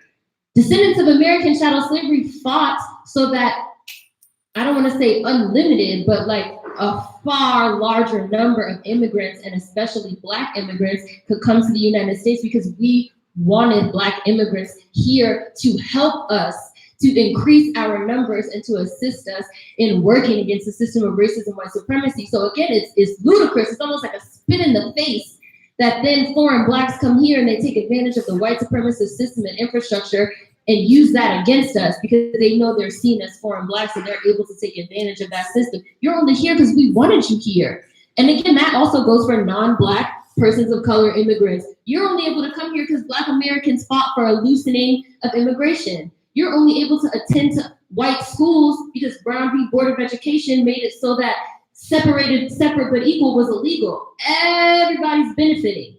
Everybody is benefiting. But nobody wants to talk about, again, the localization, the Americanization, the American history, the Eurocentric standards, the white colonizer rhetoric. Nobody wants to talk about that stuff. Instead, our history is being rewritten, being taken. But even when you say things like this, it's true. It's true. Everything I just said is true. Go look it all up. It's all that's history. They feel attacked. They feel attacked when a Black American say stuff like this. you feel attacked. Don't feel attacked. You know, again, there's books you can read, go to the library, do some research, maybe talk to people who are in this field who've actually, you know, delved into it. You know, don't feel attacked. Understand. How about working towards understanding what's being said, opposed to being immediately offended? It has to do with this. Again, we talk about cognitive dissonance. But just work through. You have to work through that. But to kind of wrap this up a little bit, because we're almost done. I know, right? If we have more time, we should have made it longer. But there's one more essay I want to talk about here, and I would love to get to the whole book. That would have been lovely, but then you gotta sell your book too. So Try to write a second one. I can't wait to get it. So about Black academics and the great white fraud. She shall not be named, as she put. And they used snippets of my work in that documentary they made on her on Netflix too. Did they really? Yep. Wow. She's still around too. Okay, so if you don't know who we're talking about, it's You might as well go ahead. Rachel Dolezal. Rachel. Yeah, she's still around here teaching Black people how to, you know, use box braids and, you know. So I'm curious to know your definition and your reasoning behind some of the language you use about Black academia elitism. Yes. So that was like a wild ride from start to finish, that whole story. I feel like you had a lot of Black academics that were sort of stepping forward and saying like, well, I mean, like Rachel Dolezal, she went to Howard. Can I interject really quickly? There was one famous one that was on, I believe, MSNBC. She's no longer there. Melissa Harris Perry did an interview with her. And I sat back and said, wow, talk about identity crisis. There's a lot of identity crisis happening around here. She was so lenient on her. And Melissa Harris Perry was known for like a lot of like really hard hitting, like sort of race and like cultural critique. And she was so lenient on Rachel Dolezal. It was a lot. I lost a lot of respect for her, I'm not gonna lie. Everybody.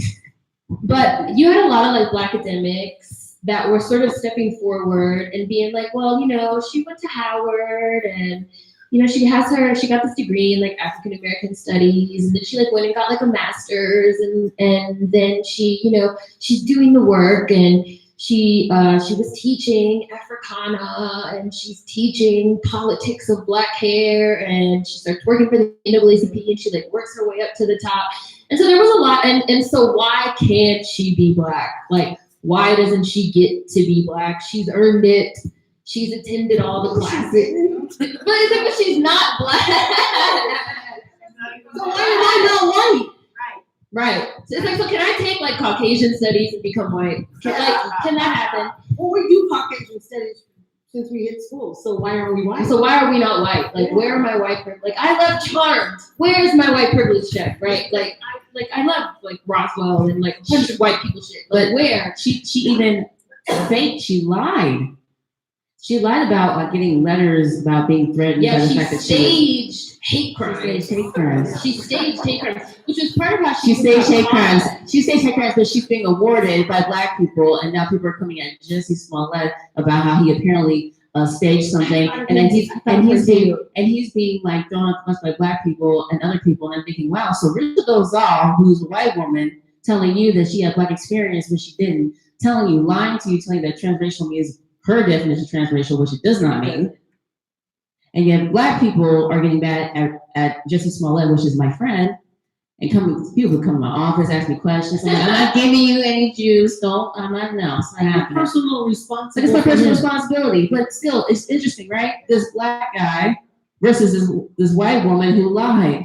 Well, and the funny thing about that is too, I know for a fact that Rachel Dolezal knows the real meaning of transracial. She knows the real meaning. Because she has 2 adopted Black siblings. Her parents adopted like 2 younger Black boys. So like, I know you know what transracial adoption is. That sort of like led to her identity crisis. Like her parents adopted these like 2 Black boys, but how could it have led to her identity crisis? Well, because didn't she sue? They adopted them when she was younger, like a teenager, and she sort of started learning more. I guess like, and there was also like allegations of abuse, that her parents were like abusive towards them and stuff. But she started learning more about quote unquote Black culture and Black history, sort of trying to know more about these children that her parents adopted. And then that kind of like opened her eyes to the fact that like, whoa, white people like have done like some fucked up shit. And then she kind of like didn't want to be white anymore after that. Exactly. And so but like when she attended Howard for undergrad, and she attended Howard like as a white person. The whole story, just the way we have to even talk about it is, she attended Howard as a white person because she actually sued Howard. She said they were discriminating against her. Because it's a historically Black college and she was white. And she said they were like discriminating against her for some art she made and like da da da da. And so then she kind of, after that whole situation at Howard happened, when she like went for her postgraduate degree, that was sort of when she like started she moved to Washington State and started like her transformation into a Black person, right? Weird. And then she got her master's degree, and then she started working at the NAACP. She like worked her way to the top. And since she really used like the academic system to her advantage, because it was sort of like, since she was taking all the quote unquote right classes and African American classes, and she was using all this sort of like really appropriate academic terminology and language. And then she was saying that she was Black and she was a Black scholar, and people were just kind of swallowing it and accepting it. And she ended up getting caught because she started staging these hate crimes. And like one of the letters that she mailed herself was to the NAACP mailbox, where she was the only person that had the key as the director. So people were like, whoa, hold up. And there started being whispers in the local newspaper. Again, the parallels, right? Right. Like the parallels. It's a lot of parallels, right? And again, that's why I went to the last thing. That's why I went to the last thing, because I'm just like, you know what? But Jesse's not an academic. No. People came out, a lot of academics came out to her defense. A lot of Black academics came out to her defense specifically because it was almost like, well, I went to the same classes and she went to the same classes, so who am I to tell her that she did anything wrong? Who am I to tell her that she's not Black? And that was like a thing that Melissa Harris Perry really sort of delved into, was that, you know, we attended a lot of the same classes and, you know, we went to the same school, and I don't feel like right about telling her that she doesn't get to be a Black person. And she's done so much good with the NAACP and done so much good in the communities, and sort of like putting all this weight on her, her academic career, like as if it offset the fact that she's a fucking liar, and also just like delusional. Like I think she has real problems. She's a thief. And she's a thief, and she's staging hate crimes, versus somebody that is maybe an actor, an entertainer. It's also really for real Black, right? And so they're not getting the same support as a white person, a white woman, someone that's also an academic. It's like she automatically got all this respect from Black academia because she was an academic that had like worked in the same line of work as them, right? Yeah, and I find that also happens again at universities. I worked at several different universities, and just doing like independent work, like I worked for Berkeley.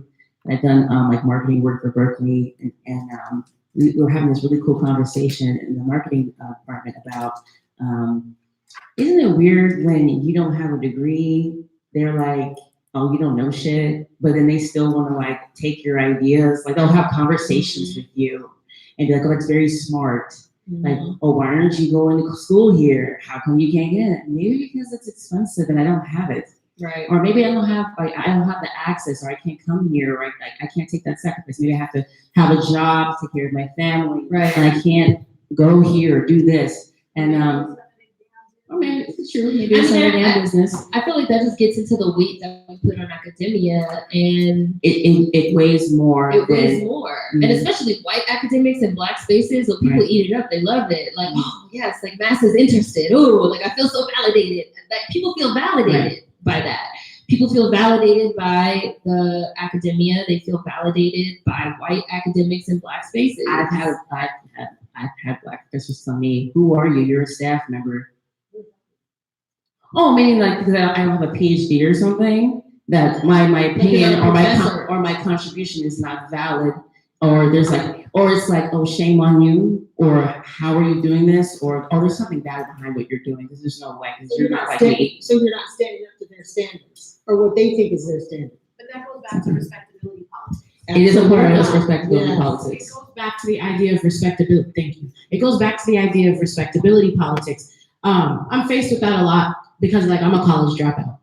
I dropped out of Cal State when I got pregnant, when I was married, and I just, that wasn't the joke. I ended up getting divorced and I had to work, and here we are. And so, but I read a lot. And I've always read a lot, and I've always been naturally intellectual, like most Black people, right? And some of the most intelligent, most academic, scholarly people I've ever met in my life have never stepped foot in a university, and all they do is read, right? Like, the information is there. You don't need a teacher.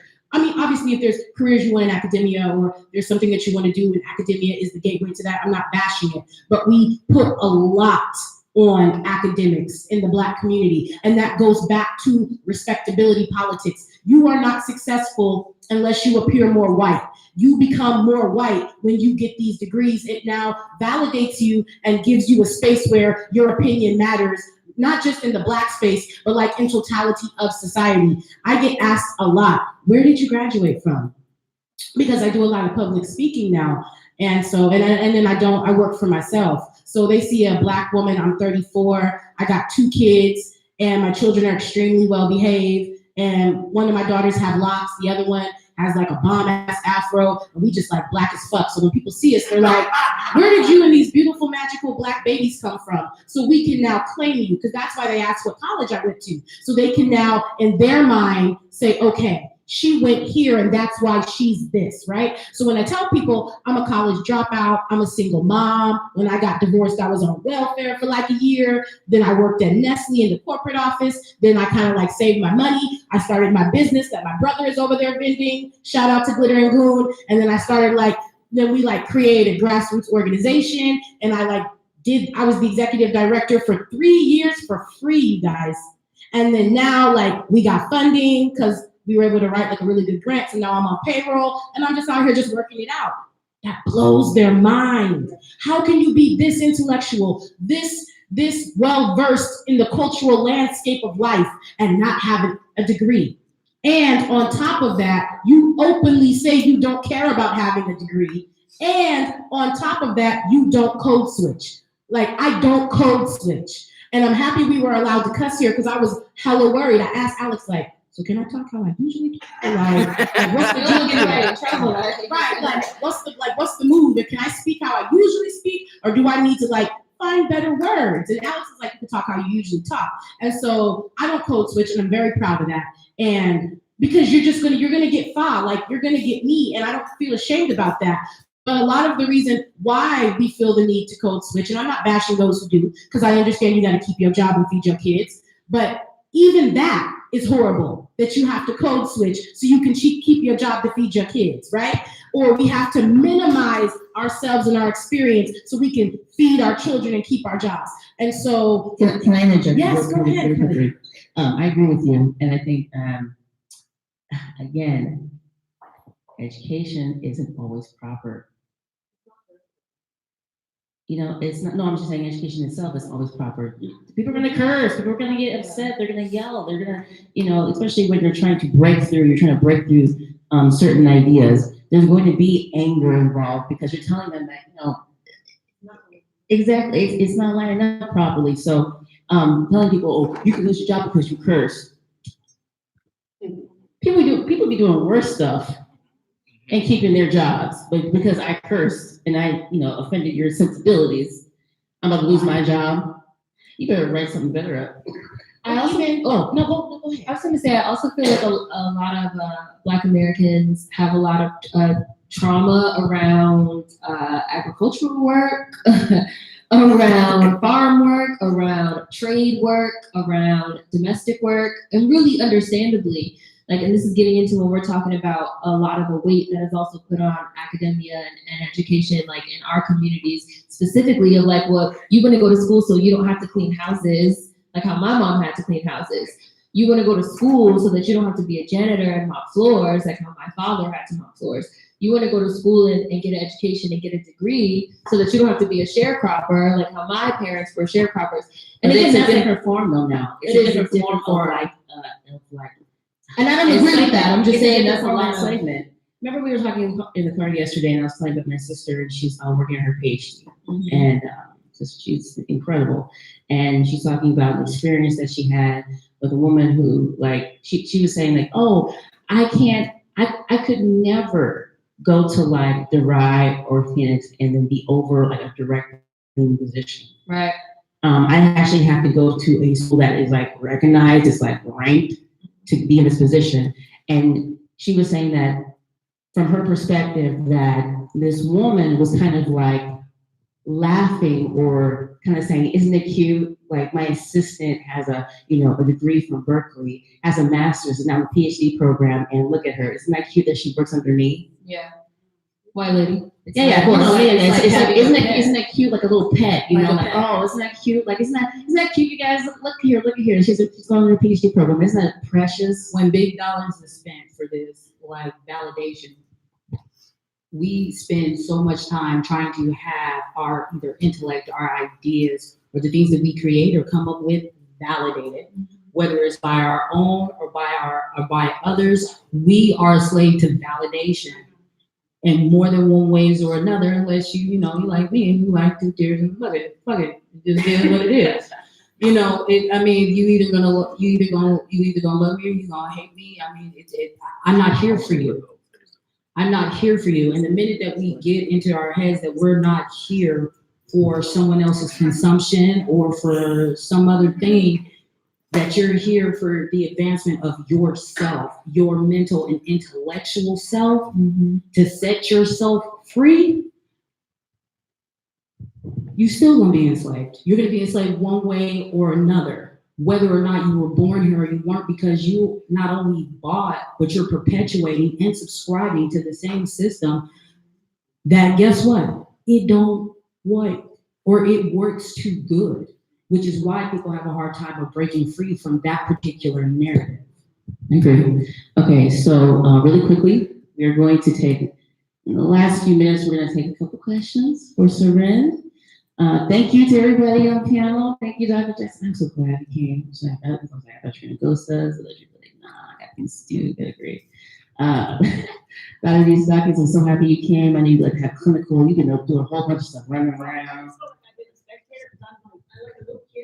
I feel like a kid in Disneyland because when you just hit home, it's like you did. I was like, oh my! You explained why I was so upset about Jennifer Lopez doing the Motown thing. Yes. I said, is it just me or is it what? It's not just you. And I thought, oh my God! Now you explained it like now I can articulate why I was mad. And thank you for telling me. I'm from. I started my career in nursing on the East Coast. I worked in New York. My family was in Philadelphia. When I came to Kern County, I wanted to go home. Girl, my mother too. She's from New Jersey. And I was like, I don't like it here. So I go down. Thank you so much for coming and bringing your things. Also, she has items over there. I sell things. She also has a book. Sell Check it out. Book. Over there. We also have things too. There's Kenny in the back and everything like that. We are going to take questions. Thank you to Alex. Thank you to the BSU. Thank you to Marcus Darling. Thank you for doing the cameras and everything like that. You're amazing. Thank you, Jasmine Jones. I was trying to get it up here when she had to like sign people in, legal reasons. So thank you, Jasmine. Thank you so much. Now we're opening the floor for questions. But we're gonna end right at 4 because we have a meet and greet. So. It's a podcast now. I'm just saying. Here's your chance now. A couple of things that just came to mind that where I agreed with as far as what most of the majority of you said on the podium up there. My biggest problem with African Americans here and individual, and the system, or even the world globally. I mean, you talk about the African, the real Africans who come over here, their perspective. I remember in the 80s having 4 roommates that were African from Sierra Leone, Nigeria, Ethiopia, and I used to hear all this rhetoric about how we should be leaders in the world to make the place better for them and all that other stuff. And we have all these resources, and we just didn't understand, don't understand, and all this other crap. But anyway, my point being, the 400 years of oppression and I'm so interested in this subject, can't find really too much on it. It's the psychological effect of the genetic makeup of African Americans on oppression and having to just kind of, how can I put it? You have to be so creative out of the box just to try to even survive. It's not so much acclimating yourself to the system because it doesn't accept you anyway.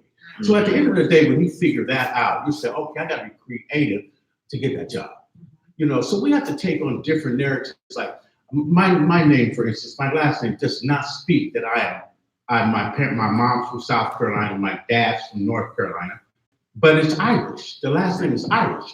So I used to, when I was young, I used to take these, like for apartments, when I would go, apply for an apartment or a job, and then the way you, like my dad, you must enunciate, your lips are thick, and it must be like this. You must practice the way they speak it, and then you can do the song, that kind of thing. And so I kind of mastered that. And then I kind of used to experiment with it. Sound like I sound on the phone, apply for the apartment, and watch me just get slapped in the face. And then, I'm the same guy that talked on the phone. Oh, well, you didn't sound like that. So I found out that if you sounded like this, then you could get in the door. So, I mean, it's so much like you have African Americans that believe that they have these things, coming, but they don't really understand. The narrative we have to learn is what we need in order just to get a roof over our head. You see what I'm saying? It's basic stuff. I'm just trying to buy toilet paper or something like that. You know what I'm saying? I don't really care about the other stuff. I'm not really into. I think my whole narrative was changed because I've been given 400 years of social construction. Their shit. So I'm changed anyway. You know what I'm saying? Everybody's changed. You come here and look at your religion, and you say, well, why do you? Well, you look at African Americans. They do the 4th of July, so you're celebrating their shit. What are you doing? Why are you barbecuing? I don't celebrate 4th of July. I don't either. But I'm saying the majority. I'm just saying the majority of African Americans, they do this, follow the leader. It's almost this stereotypical default that they go to, and they're celebrating their own shit. One more thing I want to say is this: and I think you pointed it out.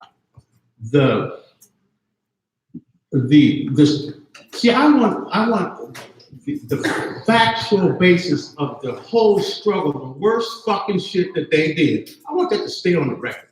And so I get so sick and tired of my young African Americans making it easy for these people to fucking talk to me. You know what I'm saying? Like, what are you using the word nigga for? Why are you using the word nigga?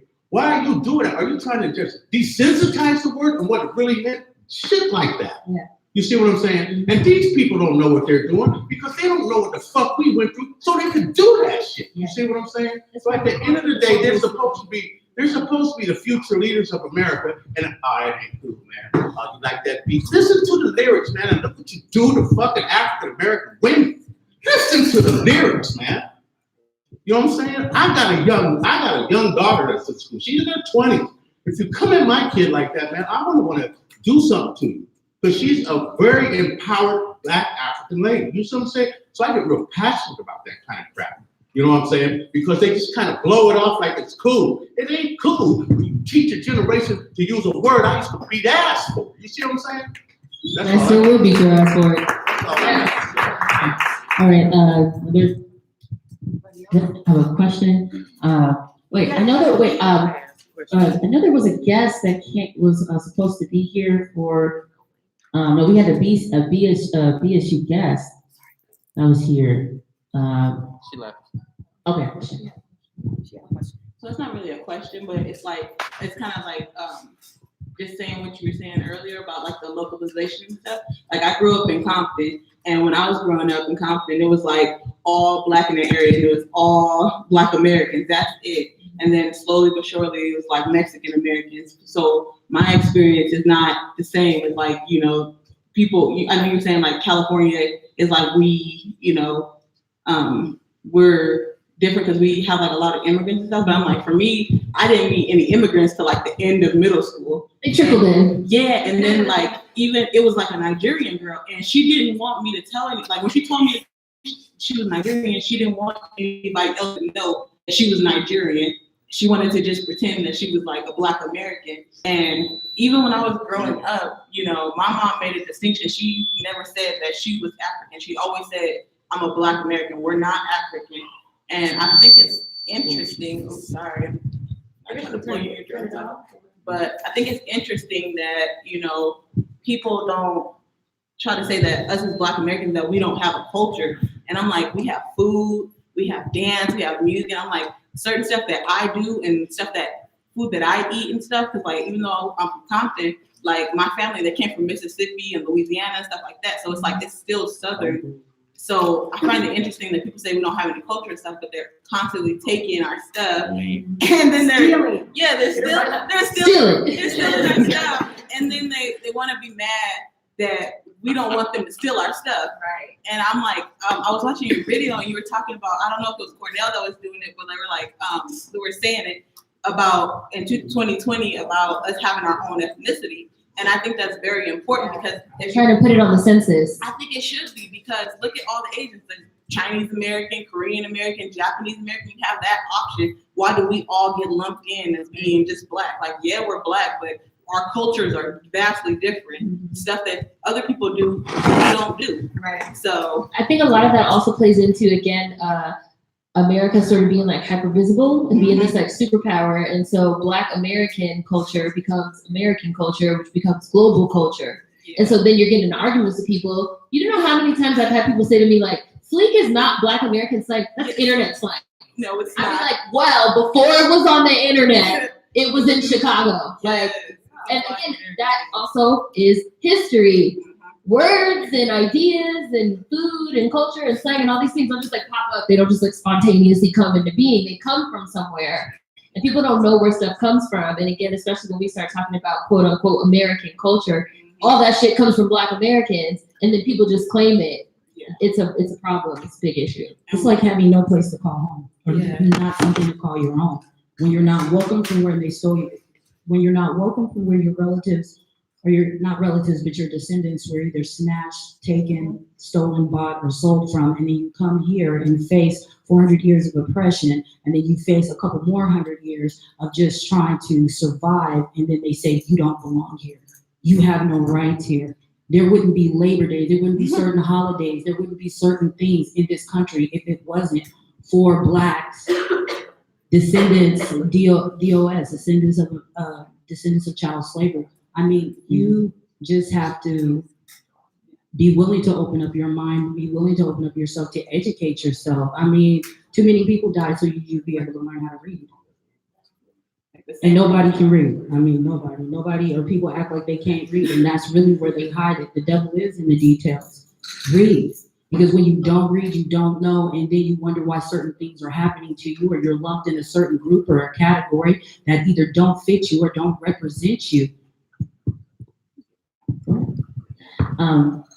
We'll take a few more questions. Right before we do the meet and greet, I just want to say this really quickly.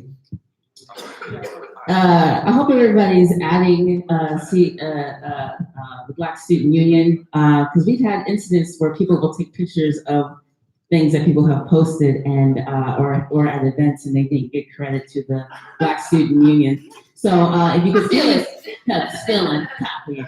If you could please do that. Also, no clout chasing, please. I'm just saying, no clout chasing, please. Okay. More questions. Hello. Hi. Hello. My name is Mohammed, for anyone in here.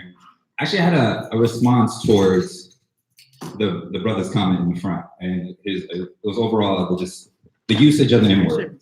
right? Everybody loves that topic. You know, it's always hot. It's in every great song, period. But the thing is that we don't, and don't give me credit for this statement because I saw it on YouTube and now I'm just re-looping it. But the issue isn't the word. Like, the issue is the context of the word. For instance, I'm pretty good. If I had the link and I can send it to everyone, I would. But let's switch the word. Let's just say we're talking about bitch, right? I know. When my mom picks up the phone call from her friends, first thing they say, they be like, bitch, what's good? Like, what's good? Right? You know, like, I can't do it like my mom because y'all can see how my lips curl up and I'm like, I'm scared to say it. But you have to understand, amongst her and her friends, they're allowed to do that. I think it's when people take your jargon and then try to apply it with their own sense of flavor, they don't understand what it took for them to be able to use that word calmly. My mom was called a bitch in certain situations that she was probably disrespected, and she was probably disrespectful towards, or y'all know what I'm trying to say. I don't know. I did a video on it. Maybe you saw my video on it. Hey. Where I talked about how with the N-word, people have interpersonal relationships with words, right? Yeah. Words have context, they have history. So, like, just like that old joke, like, I could call my mom a bitch, but like, you can't call my mom a bitch, right? We have interpersonal relationships with words, all different types of words. Your mom is your mom. She's not my mom, so what would I look like calling her mom? We don't have the same relationship with the word. We don't have the same relationship with the person. Right. Black people and Black Americans also specifically, because that is an American word, right? There's other versions of it globally, but that word in particular is an American word. We have a specific relationship with the word. If you're white, you don't have that relationship with the word. If you're a non-Black person of color, Asian, whatever else, you don't have that relationship with the word. You don't have the same interpersonal relationship with the word as us. So don't ask me why can a Black American say it in a song and you can't. You don't have the same relationship with the word that I have. But like, that's where the deeper question goes on what you define as a relationship. What do I define as an interpersonal relationship? I would say like your definition of relationship versus my definition of relationship. I can ask my ex-girlfriend her definition of relationship versus my present girlfriend, what we call a relationship. It's a totally different thing. So that's what I'm saying. Well, that's just because the historical context of the word nigger doesn't change, right? No. Regardless of like what anybody's definition of relationship is, the historical context of the word doesn't change, and what the way that the word was applied to, again, American slaves, right? American chattel slaves, the way the word was applied to us also, it doesn't change. I do think that when we're talking about like reclaiming of words and slurs and things like that, but that's something that has to be sort of discussed and figured out amongst ourselves without other people sort of jumping in and interjecting and like, well, I'm white and I think nobody was talking to you. Like, and there's also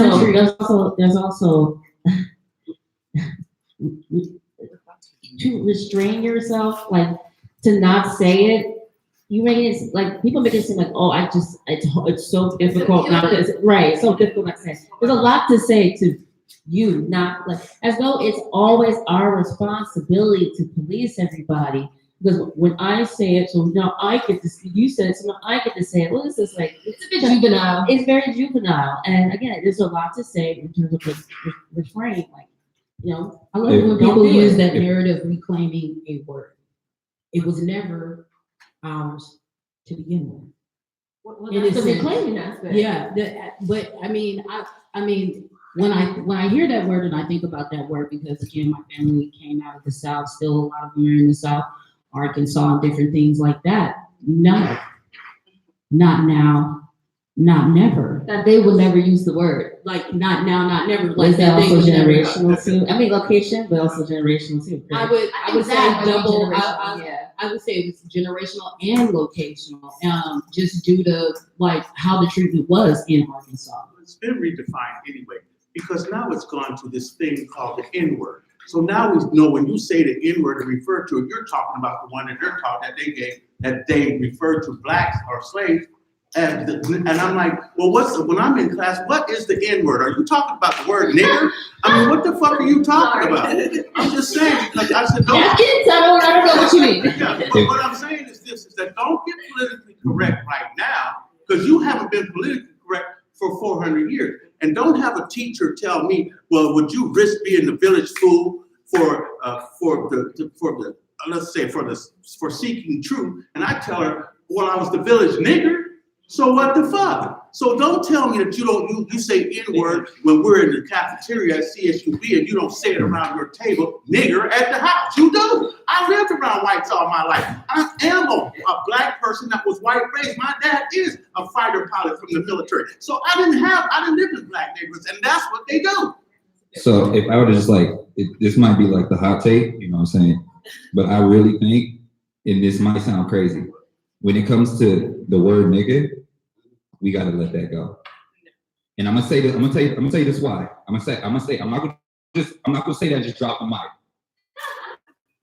Why would you say my name is Muhammad Malcolm Cook. Like if you look at my no clout chasing. Next question, please. Next question. We gotta go on to next question. Next question, please. We heard your hot take again. Yeah. All right. Well, shit. Take it. Yeah. You can tell me later when we do the meeting. I got you. Somebody else was standing up here. Oh, wait a minute. Who is this? My name is Jane Anyanwu. Oh, man. I'm first generation Nigerian. Jane? Oh, yeah. No, go ahead. My question is, when you say that, first, I'm Nigerian, right? And I was brought up in South Central Los Angeles. I went to Nigeria when I was a little bit older. So when I go over there and they say, oh, you're not African with us. So I go back to America and I want to hang with them and say, oh, you're not black enough. And I'm stuck in the middle. So what happened to those kids? Well, I feel like you are black. So I know when black. people say, you're not black enough, I find that to be like, well, you are black. Now, for people to tell you that you're not a black American, I think there's a difference, which is why I'm saying that, because I think people like to use black interchangeably with black American, which is also why a lot of people get offended when you tell them they're not black American, because they think you're saying to them, they're not black. Mm-hmm. So when I say to you, you're not a black American, I'm not saying you're not black. Like, obviously you're black, but you are not a black American. You're not a descendant of American chattel slavery. No offense, but I kind of feel like what they say to you back in Nigeria is not my problem. It's not my concern.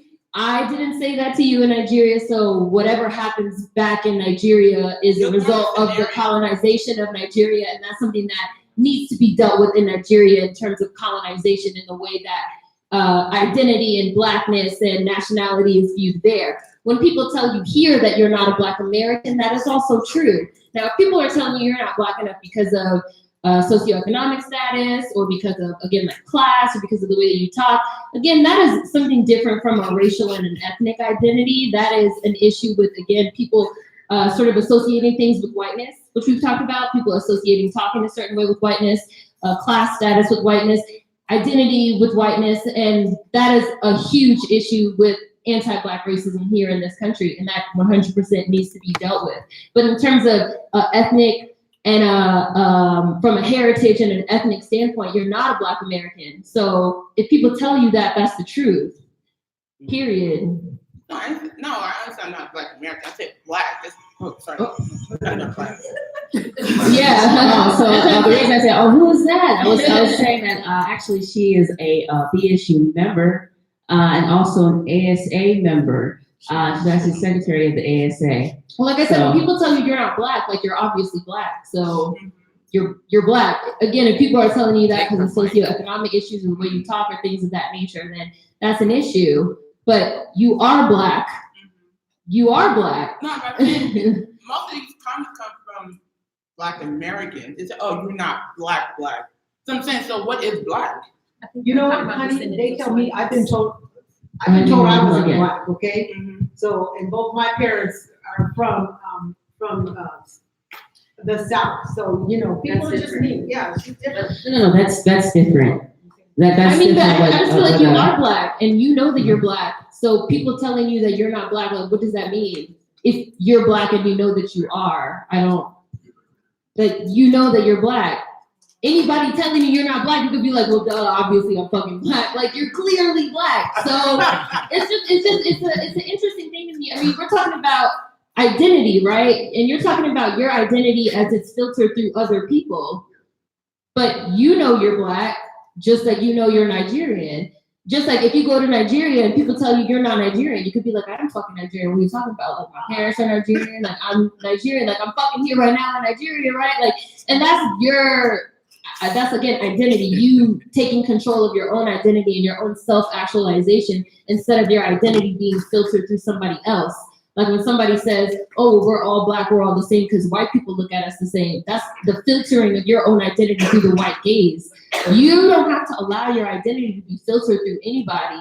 You know that you're black. You know that you're Nigerian. Somebody could look at you and say you're a fucking four-eyed, four-armed, flying purple people eater. You'd be like, no, I'm not, right? Like that's your self-actualization of your own identity. And you can do that. You have the power to do that for yourself. You don't have to let anybody tell you that you're not black when you obviously are, right? Okay, we're gonna wrap up real quick. Just wanted to say, Black Student Union meetings are in Magic. They're from 4:30 to 5:30 on Fridays. And please remember, members, remember to come. Remember to come. We're about to wrap up. We're gonna have a real quick meet and greet. And then, so we're going to go and like rest. So in other words, you ain't got to go home, but you can't stay here. As Martin said, you got to go home. I got a question. Oh, wait a minute. Mark is styling. Chill out.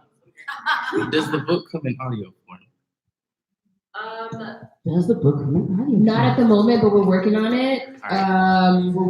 It is available for digital download, and it is also available in Kindle, and it is also available, obviously, in I'm gonna paperback. get the print. I'm just wondering because my eyes are dirty. Yes. Okay, can we take one question, real quick, one question from the viewers that are on the live stream. Can we take a question from the viewers on the live stream? I didn't forget about y'all. Any of them have questions? Hold up. We love you. They had a whole Shout out to side Bees argument. Babe. A whole side argument. Oh, I bet they did. They be arguing. Oh my gosh. Okay, We lost you maybe every next Sunday, time. maybe Next time. Okay, really quickly, quick meet and greet. Thank you everybody for coming, and everybody who was. Thank you for had having me, candy, Kelly. had candy in the back. I hope y'all got Thank you so candy much in for the back. accepting the invitation. Thank you for coming. Thank you, Seren, for being amazing. She was getting together the whole time. I love it. Thank you. Thank you for not being too.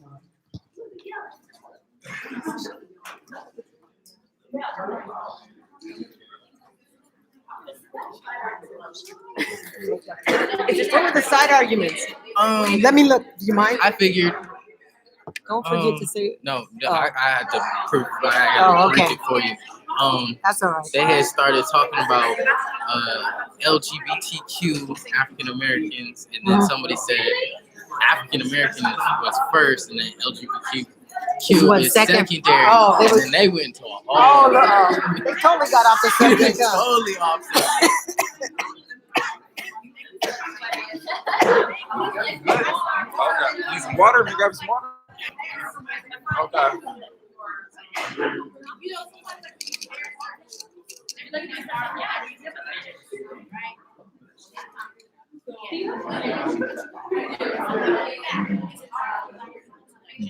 These cups are not too big. They were empty back there. I thought that was the one.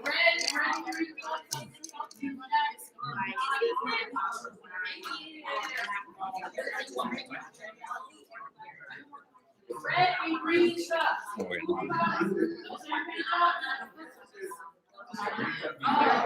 Yeah, red and green cup. All the colors red.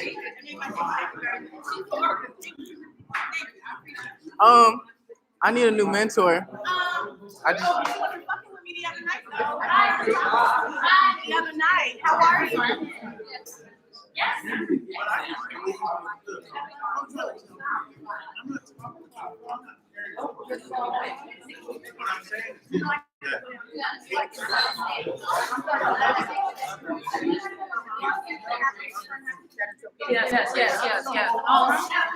People are at our event. Wait a minute. People are at our event who said that they felt. Wait a minute.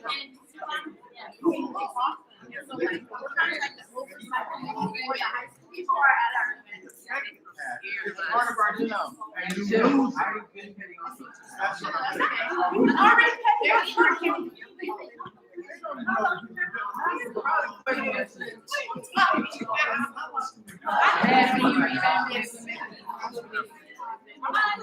They don't read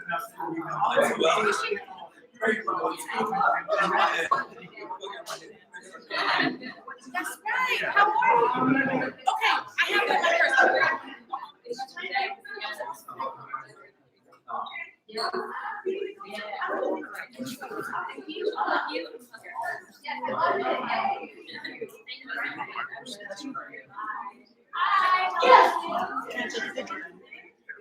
Wait a minute. Hold on. It's 22. Still Pam Pam. How can you buy the book? Who wants to buy the book? Her book. Oh, it's online, it's on Amazon, but you know what? Go ahead. Listen, go ahead. Yeah. Why y'all be kicking it out of candy? Why they kid out of our stuff? Wait a minute. Thank you very much. Yeah, no problem. No problem. No problem.